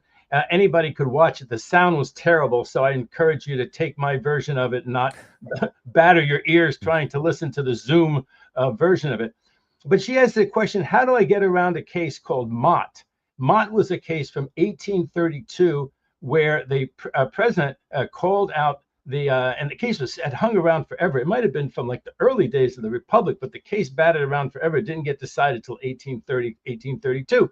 And the issue in it is that the president has ordered troops of the militia into force to go fight the Whiskey Rebellion, who all of you will remember from American history. There's a guy who says, wait a second, I joined up for the Guard, the militia. I don't want to go fight, Americans shooting back at me in the Whiskey Rebellion. I ain't going. The guy says, I ain't going. So he gets prosecuted or court-martialed or fined or whatever it was. And his argument is that, the president doesn't have the unilateral power to call out the militia to go fight armed, armed men, armed revolters. This was a true rebellion, the Whiskey Rebellion. Hence the name, the Whiskey Rebellion. So he ultimately loses. And when he ultimately loses in the Supreme Court and they say, no, you have to pay the fine or you have to submit to the court martial, they say, the president had the unilateral power to call out the troops or to mobilize the troops for the Whiskey Rebellion. That is so distinguishable. And that a Democratic judge would ask that question, like, well, how do I get around that case? I mean, it's very, very simple. This is something that there's a state governor in between. There was no state governor claiming you had no right to call out the militia. I had the right to call out the militia. And the plaintiff in that case was some guy who didn't want to serve. So to me, that case was so distinguishable that the fact that she asked that question and stayed with it, I think probably worst case, this case goes 3-0. I think it does not probably go 2-1 Newsom's way. I think Newsom was very smart, Mark, to bring it because I think that, it was the right thing to do. I think that this is unconstitutional and unlawful. And if this is right, Trump goes around and says, no judge, no court has the power to tell me that I can't call out the National Guard and federalize it anytime I want to. Boy, is that scary, because the next one could be the election. The next one could be anything that Trump doesn't like. And this idea that he has an unbridled power. And that's what the problem is. If these judges, these Trumpy judges, these judges picked by Trump, whether they get the Democrat to go with them or they don't, if they make that ruling, boy, that's like, and then people will say, oh, it's made by the liberal Ninth Circuit, which, by the way, our West Coast Circuit, the Ninth Circuit, is not so liberal anymore. Trump's had picks to it for 4 years. And he's having picks to it now. He will have picks to it now. So, but they'll say, well, if the Ninth Circuit, as liberal as they are, supported this. The only way that this could work out differently, Mark, is if somehow 2-1 they ruled for Newsom on the same basis that the learned, I think, correct district judge did. And I think even then it would be stayed. Then the Trumpsters would go, the Trump Justice Department would go to the en banc Ninth Circuit and say, you should at least stay this order. And then if they didn't, they'd run to the Supreme Court. I don't see any of this happening in the near term. And I do think people think, well, it's all calmed down, so it'll kind of go away and it'll wither and go away. But, the ICE raids are continuing, Mark. Even in the last couple of days, we've had more ICE raids. There will be more protests. Trump is like, oh, well, the courts aren't doing anything about it, so I'm going to keep it up. He actually issued a call for more Army troops, Army troops or Marine troops to come into LA. We do not have riots. There is no cause for this. If Trump can do this to us here, he can do it all over the country to all sorts of blue cities. This is a real threat to our liberties. Americans do not have the military in the streets. That is not an aspect of this country, just like it's not an aspect of civilized European countries. This is an aspect of banana republics that he's going to bring or try to bring to these blue cities. Yeah, and it's so worth noting that in addition to, and this is just in California, everything going on with a military presence, and as you say, I think they are establishing a blueprint for other blue cities with a military occupation. I mean, it is unheard of. It is un-American in all the ways that you have referenced. But what's happening in California is beyond just the legal.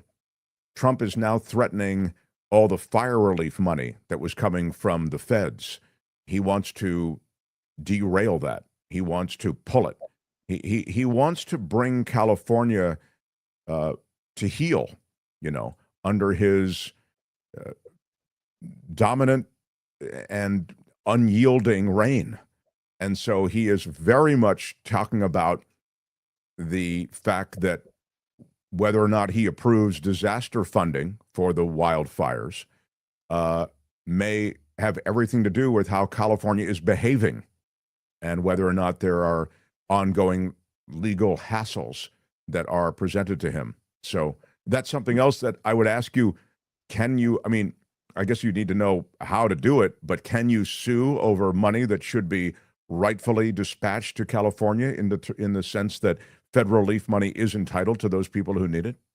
There's also a suit, I think, in the federal courts regarding trying to hold back transportation department funds. This would be things like the money for our subways, federal funds for road repairs, those kinds of things.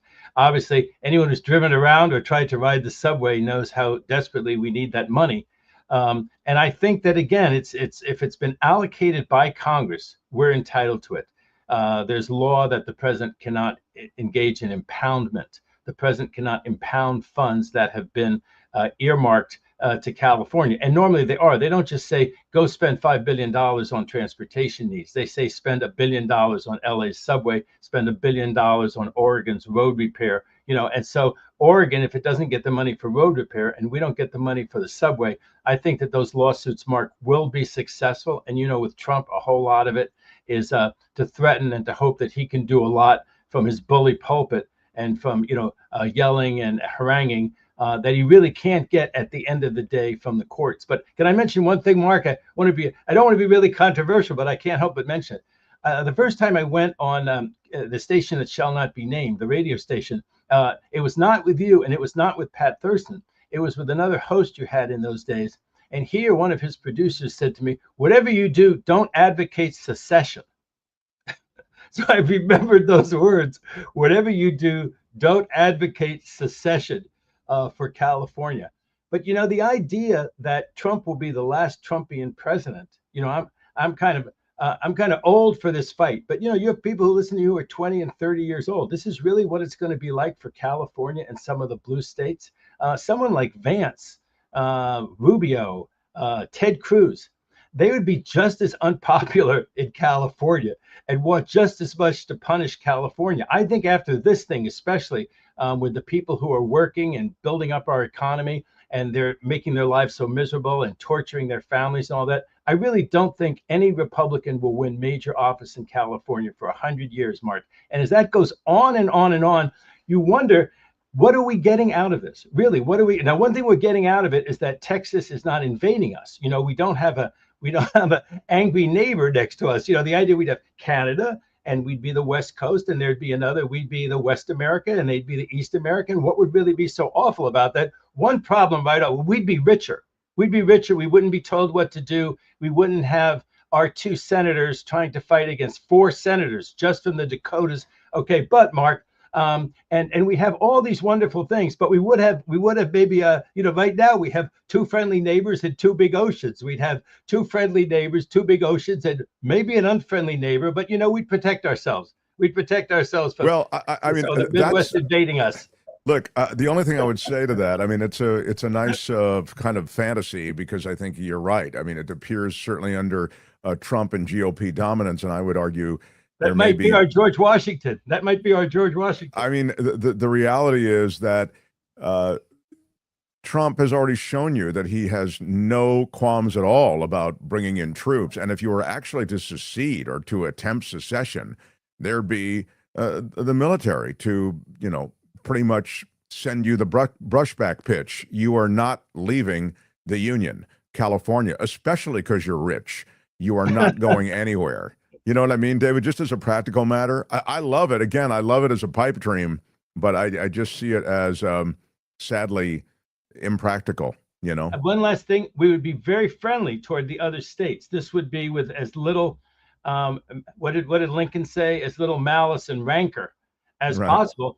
I would be very, very concerned. I mean, willing to be one of our first diplomats to deal with things like New York. I want to be able to go to New York City just as readily as I do now. I don't want to be at a long passport line. And, you know, if it were East and West, they do get to keep Florida. And a lot of Florida is not cool, but a lot of Florida is great. And they would get Florida. So I think a lot of people would still want to go to Florida. You know, I'll tell you something funny, because as a federal criminal defense lawyer, I've been to 38 states. I've appeared in over 30 states in court, and I've been treated so well. Right. And so it's not a hostility toward the other states. I have friends from all the other states, but it's not fair, Mark, what they're doing to California. It's so unfair. We are, we're the big donors, we're a little bit like that situation in, Germany and East Germany, right? Where Germany reached out, West Germany reached out at great financial pain because they were so much richer and more efficient. And to be told what to do all the time by these small states. I mean, you name it, Mark. We've done it on the show week after week. Mephistoprone, they're going to try to get something where women in the blue states cannot take the abortion medication that 60% of women who decide to terminate their pregnancy have. You look at some of the things that they really want to impose on us. You were here, Mark. I breathed the air, maybe as a tourist. You weren't living here then, but I breathed the air in the late 60s here, and it was awful. The air here in LA was awful in the 60s, and we did something about it. Basically, in California, we managed to get the rest of the country's support for it, but we pay more, about $1 more per tank of gas, and people in California are fine with it, and we breathe much better air. They want to destroy our air quality. They want to they want to start with the Santa Barbara. We remember the Santa Barbara oil spill. It was awful. We're still feeling the bad effects of it. They want to start drilling again off the coast of California, not Florida. DeSantis and the Republicans say, no, that's way too fragile, but not our coast. Our coast isn't too fragile. They don't care about trashing California environmentally. You're absolutely right. They're talking about, clearing for timber. He released all that water that would have actually helped farmers. It was stored in reservoirs in a way that, farmers use that when, as we get into a drought cycle, they desperately need water. I mean, it's a horror show what he's doing to California, but sadly, I think secession, is like, what we sit around in college, and smoke a bowl and talk about, wouldn't it be nice to, whatever. I mean, it's just Where are my weed smokers at? Yeah, thank you. I think it's a weed smoker's dream. It would be done progressively. It would be done very friendly. And I guess I like that you've gamed it out, but you'd be friendly. I don't think the other side is going to be so friendly. And I think that the takeaway is, though, that people should take a look at federalism a little bit more. And I know that we don't want to give the states way too much power because of what happens to how they treat minorities, how they do other things and stuff.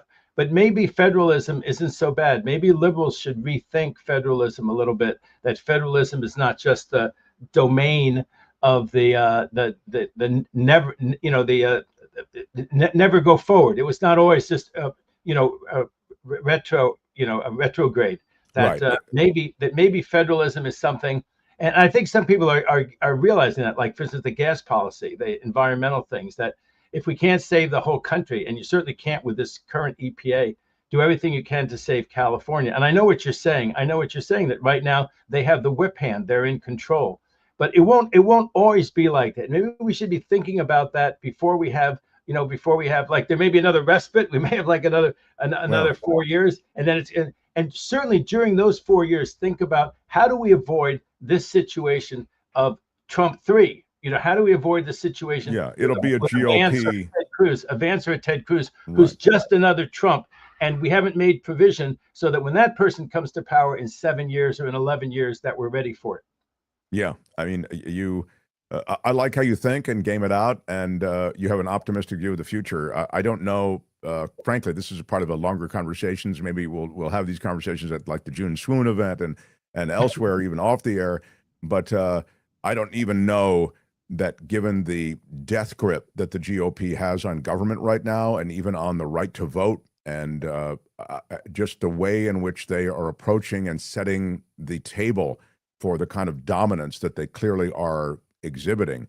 I don't know about elections and winning elections in the future, but that, as I say, let's just put that as a... Mark, I just wanted to say I am willing to be our new Ben Franklin, stay at the St. Regis in New York City and negotiate with the other side. All right, I want to quickly, before I let you go, ask you about this largest jewelry heist in U.S. history. It was $100 million worth of jewelry jacked. Apparently, they followed this truck that had all of this jewelry from San Mateo, California, which is up in the San Francisco Bay Area, down to this place called Lebec, which is just sort of like a small place where they stopped. And the story was, at the time, that there were two drivers, two people associated with the truck. One of them went in to, take a break there for a half hour, and the other stayed with the stuff, stayed in the truck, but he fell asleep, didn't realize that there were all of these guys breaking into the back of the truck and stealing all the stuff. I never believed the story when I heard it, but they now arrested and charged 7 different people with this largest jewelry heist in U.S. history. Can you speak to this case? Yes, I've actually followed this case for a while because I have a friend who showed his jewelry at that jewelry show, and I think it's in San Bruno. And then what they do is they want to try to get the best price they can, so they'll go to 4 or 5 different shows. Now, these are not like Tiffany's or Cartier, where they have a stationary store and you come in and they have amazing security procedures. So when they sell it at the show, Mark, they have a certain amount of security there, right? But then, the people have looked at the dealer there. The dealer there doesn't want to leave the premises with their jewelry, even in their car. They're worried that they're going to get jacked. So what they do is they have Brinks take all of it. They put it in a certain part of the Brinks truck. It looks just like the armored cars that you see driving around LA or San Francisco. This one that got jacked, except it's driving down now full of these bags. So let's say the 60 or 70 dealers each put their pieces in a big bag. And so it goes with these armed guards. And as you say, it's always been very, very suspicious. Now, the amount is interesting. I read the indictment, Mark, and the indictment says $100 million value ascribed by the victims. And the press release says the same thing. Now, Brinks is in a lawsuit now with these dealers. They have been for a couple of years. Brinks said it's only worth about $6 to $10 million. And the reason Brinks says they know that is because that's what they were insured for. Of course, that's a classic thing. The insurance is so high that although you're transporting $1 million worth of jewelry, you only insure it for $300,000 because the premiums are so high. Sure. And then, of course, you're stuck that you said that it was only worth $300,000 and you say it's $1 million. So nobody really knows whether it was $100 million, but I'll take their estimate that it is the largest jewelry heist in American history. People ask me, Mark, sometimes, what kind of cases do I actually do? I always say I'm a working lawyer at federal criminal defense. That one of the people in this ring hired me. That's the kind of case that I would take. And one of the cases that I have actually now is, if people remember last August, there were these so-called crime tourists. That was the term that they used. People who came here from other countries, especially from Chile, rented cars here, and then supposedly went on like a week or 2 week crime spree, and were long gone. And were long gone before a criminal investigation could ever pinpoint them. Well, I represent the so-called kingpin of the crime tourism, one of those cases. And this is the kind of person who needs a criminal defense lawyer and someone experienced that involves all of these issues. One of the issues in this case, I have nothing to do with this $100 million grapevine case, nothing at all to do with it. But that case has a number of very thorny questions.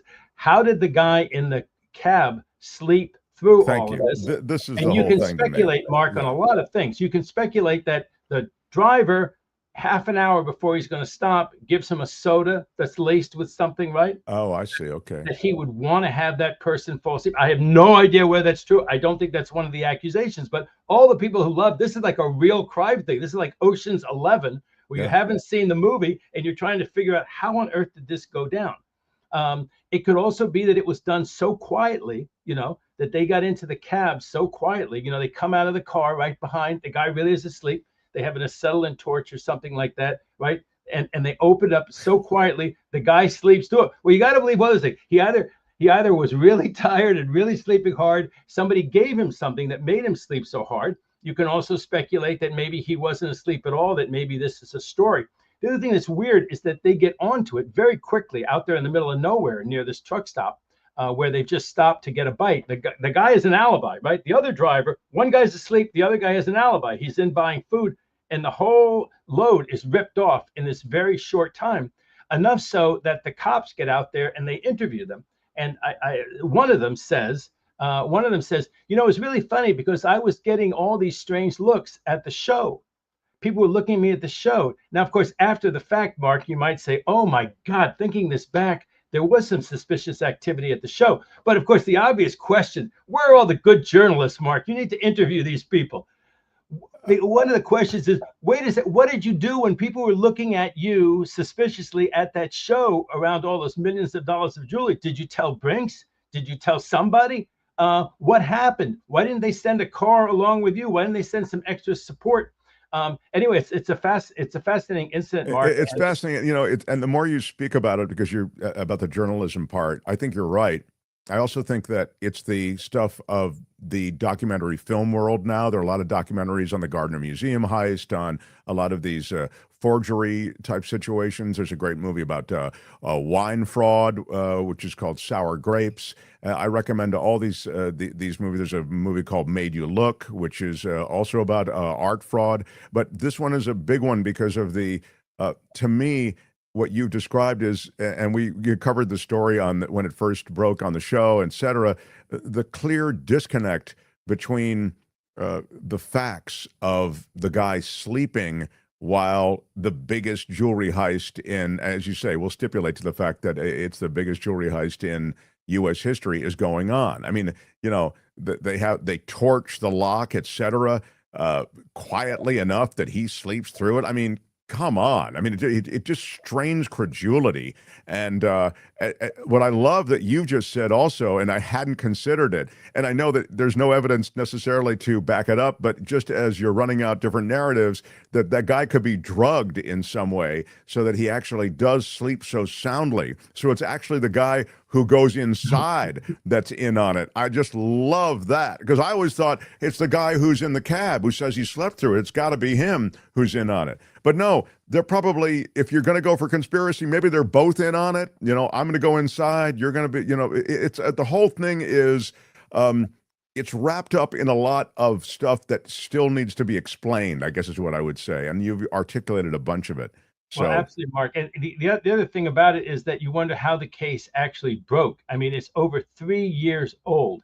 You have 7 people who've been indicted. According to the indictment, 6 of them actually trailed the car hundreds of miles from the Bay Area. So it seems like they had 2 cars that were following the truck. And I guess the trucks are not, you know, they don't have anything that you can kind of tell if someone's tracking you. And I guess that makes sense. I mean, I imagine Brinks is doing an awful lot of work to figure out how they avoid something like this happening in the future. But it's bad for the Brinks brand, I'll say that. There's a seventh person. There's a 7th person who was not in the cars. I looked in the indictment. Was he the 60-year-old? There's one 60-year-old guy, and everybody else is in their 30s. There's one of the 7 who was not trailing in the cars. And you wonder if he was the fence. You wonder how come, you know, this is kind of distinctive. You know, it's special jewelry. It's not just, you know, a normal love bracelet or something. So you wonder, did the fence tell on them? Is one of the people the fence? How do you keep this thing secret? If you want to see how they tried to do it in Goodfellas, one of them is that you tell the people, don't spend any money. You're going to get whacked if you go buy yourself something fancy. And then De Niro says to the guy, I heard your wife got a Cadillac. Yeah, exactly. So that's the other thing. Someone might have spent a lot of money, or somebody might have recognized one of those pieces and said, hey, Joey brought in that piece. A lot of those guys informed for the police, you know, a lot of jewelers and stuff like that. It's like, hey, you know, wink, wink. But if you see something really big, you call me. The cop says, you call me, okay? Don't let me sit around like an idiot and not solve that $100 million Brinks job. But you do wonder why it took 3 years. And the last thing I want to say is they all seem to be from L.A. There's been a lot of publicity about the Chileans. And some of them have been involved in other heists and other jewelry ripoffs. Small. You know, I don't think that they knew there was 100 million on that thing. They thought they were going to get something. They obviously got onto that show. They had cased that show, the indictment says, about 9 or 10 days before. So they knew that show was something special. People showing really high-end, unique pieces of jewelry, antique jewelry, special pieces. But the 2 other things they got charged with, Mark, like a cargo theft, was like $150,000. So when these guys come into things that are worth millions of dollars like that, they probably made, they probably made the mistakes that got them caught. But you still wonder, 3 years, Mark, 3 years. What was the thing that revealed it? I'll tell you this real quick, just to share something from a show I did called Super Heist. I did it on CNBC. Most of the audience here who watches knows that I narrated that show. I think it was a year ago or something like that. Anyway, the point is, maybe it was 2 years ago. There was one really great. All the stories are interesting, but there's one really great heist, and the reason it was great is it was sort of that Ocean's 11 kind of thing where they put the super criminals up, and like everybody's like, one guy's the perfect, world famous safe cracker, the other's a world famous tunnel digger, the other guy's a world famous communications and IT guy. They get them all together. The other guy is a great mastermind for distractions and sort of. This happened in Argentina.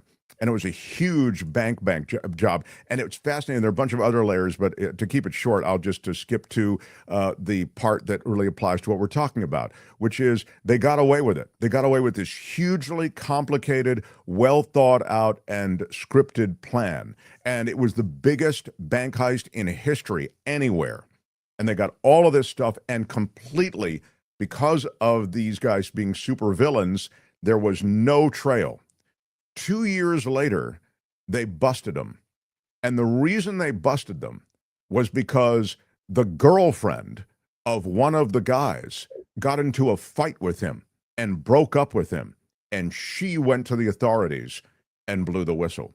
So you wonder here, as you've said, what was the thing 3 years later that led to the authorities knowing about this and all of these guys being apprehended? I'll be really curious to know what it is. Well, I think Albert will get a kick out of this. It sounds like they were the 1927 Yankees of crime. And I had a case years later.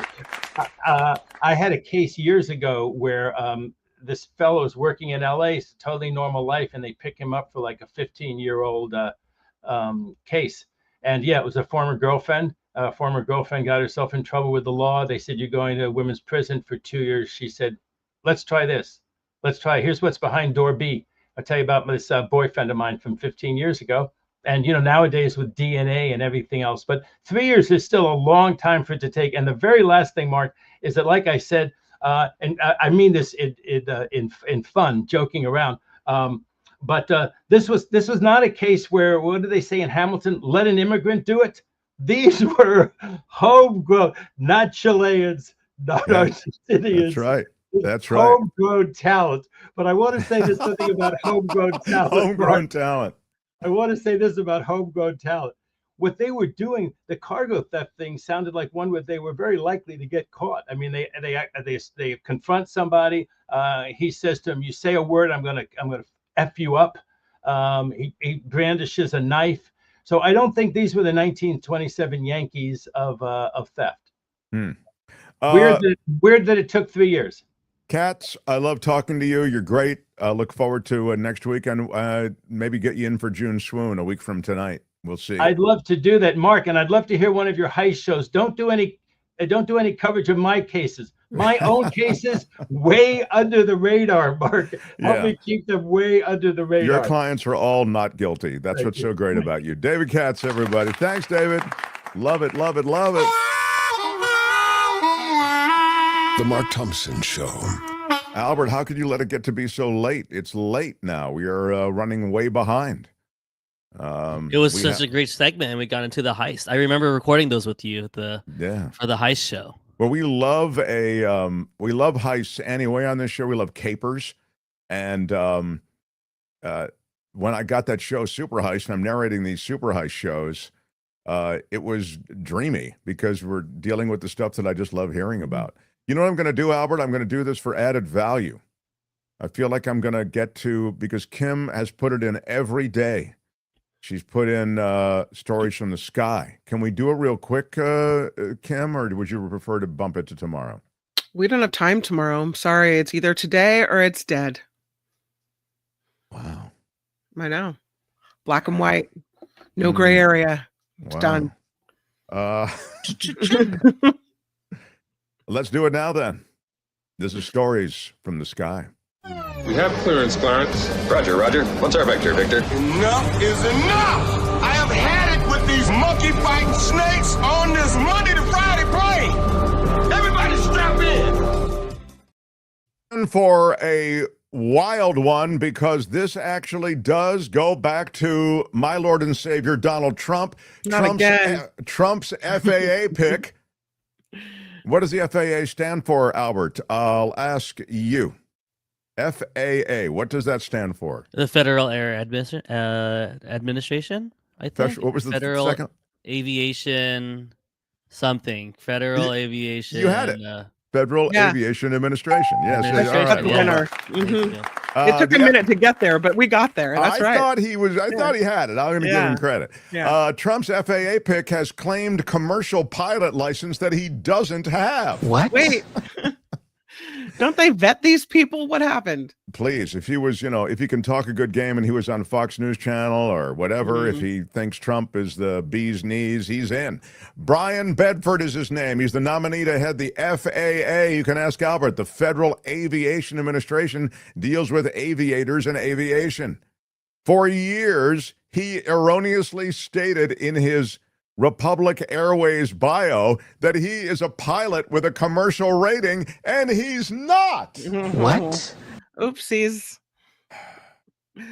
Brian Bedford's biography at Republic Airways, the regional airline where he'd been CEO since 1999, said that he holds a commercial multi-engine and instrument rating license.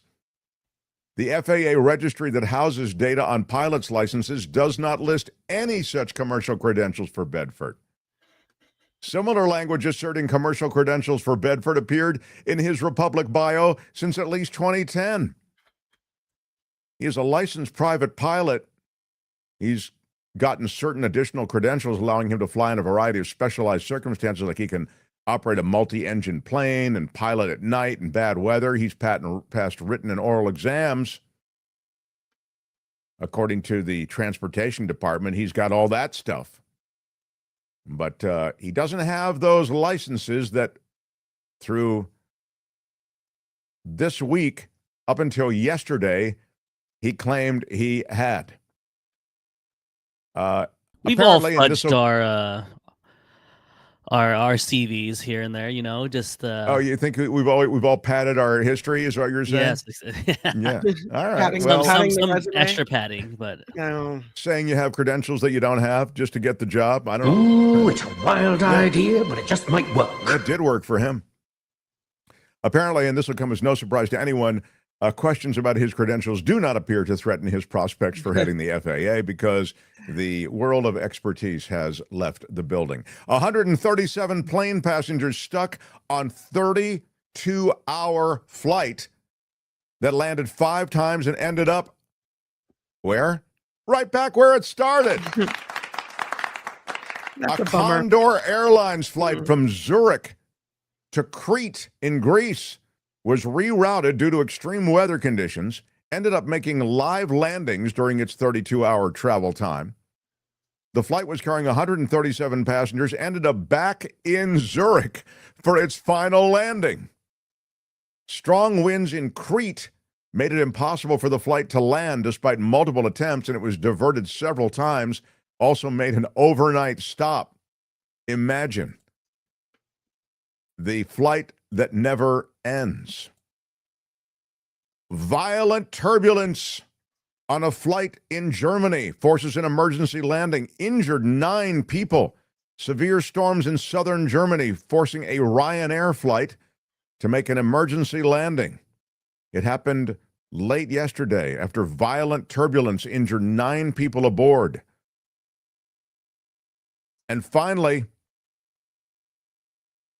United Airlines is suspending the Starlink Wi-Fi on the Embraer E175 jets because of interference concerns. Apparently, SpaceX systems reportedly cause static in the cockpit. No. And communications are jammed. The I airline think they need says that.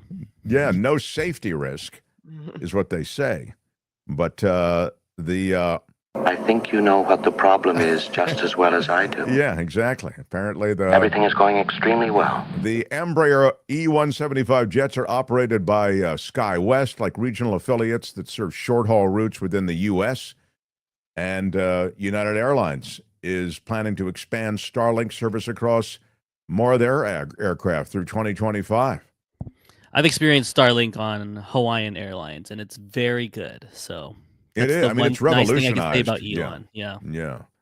And finally, there are no injuries after a JetBlue flight rolled over on landing at Logan Airport.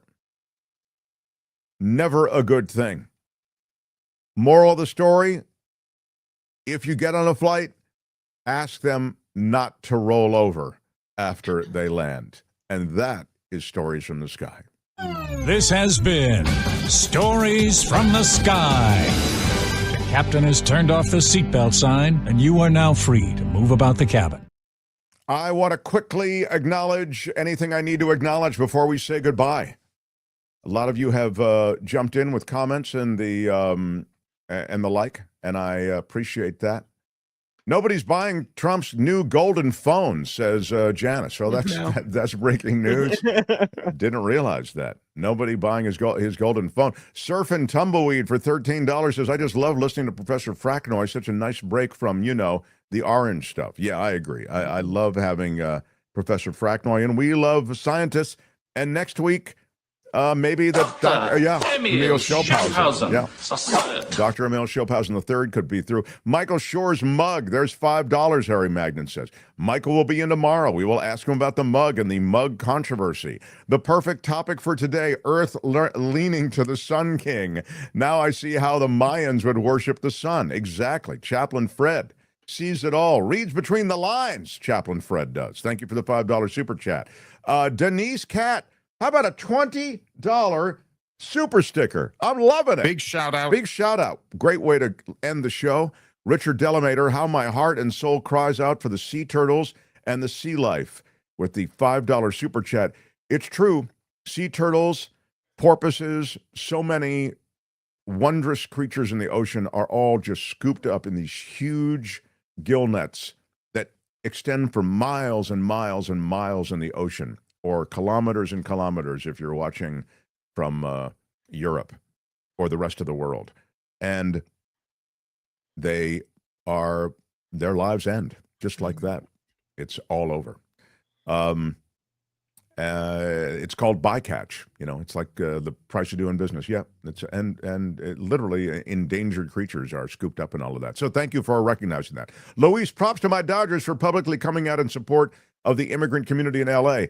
I'm glad they did it. They were a little late to the party on that, but yeah, Luis, and especially with the demographic of the Dodgers, 40% of their fan base is Latino. And that whole roster, I feel like, might be all from overseas. Like their star players aren't from here. So that's really a good point. Really a good point. Yeah, in a way, their roster reflects America. Many of the greatest luminaries in America aren't native born. And you can say, well, Mark, they're not here legally. Yeah, I won't get into the whole thing now, but I think overwhelmingly those who are in this country as immigrants who are here without legal status are contributing members of society in a big, big way. Makai Kali. Is Makai, I feel like Makai was with us at KGO, wasn't he, Albert? Or at least early on in this show too. And early on the show, I do recognize the dog, the very cute dog in the photo. Yeah, Makai, big shout out to you. Big shout out. Big thanks to you. I appreciate you still being with us. And I really don't know what else I can say with our limited time. I got to wrap up. Inlay says Trump wants to crash the economy and social assistance. We would lose hundreds of billions of every illegal was gone overnight. A state that pays $2.5 billion for illegals makes $7.5 billion in taxes. Yeah, the tax base is a net positive for sure, and in many of the ways that we discussed. So I look. Sadly, this topic is not going away, and it's only becoming more sharply defined by all of these ICE raids and the way in which ICE is doing it, where they're doing it, targeting blue states is just so classically Trump. It's right on brand. It's us versus them. So And we'll talk more about it. Sadly, as I say, it's not going away. Thanks, everybody, though. We did have a great show with parts of the show having nothing to do with politics. I love that we got Professor Fraknoi on. Albert, you'll link to his work, his writings, right? His novels, his new sci-fi novels. Of course, yes. And any info that he sent us as well, I'll include it there. Awesome. Kim does the after party live, and then tomorrow we welcome... I'm Shadow Stevens for the Mark Thompson Show. Bye-bye. Jim Marvel and Michael Schur tomorrow, and Bye-bye. the Culture Blaster and more. Thank you, everyone. We are out of time. Bye-bye.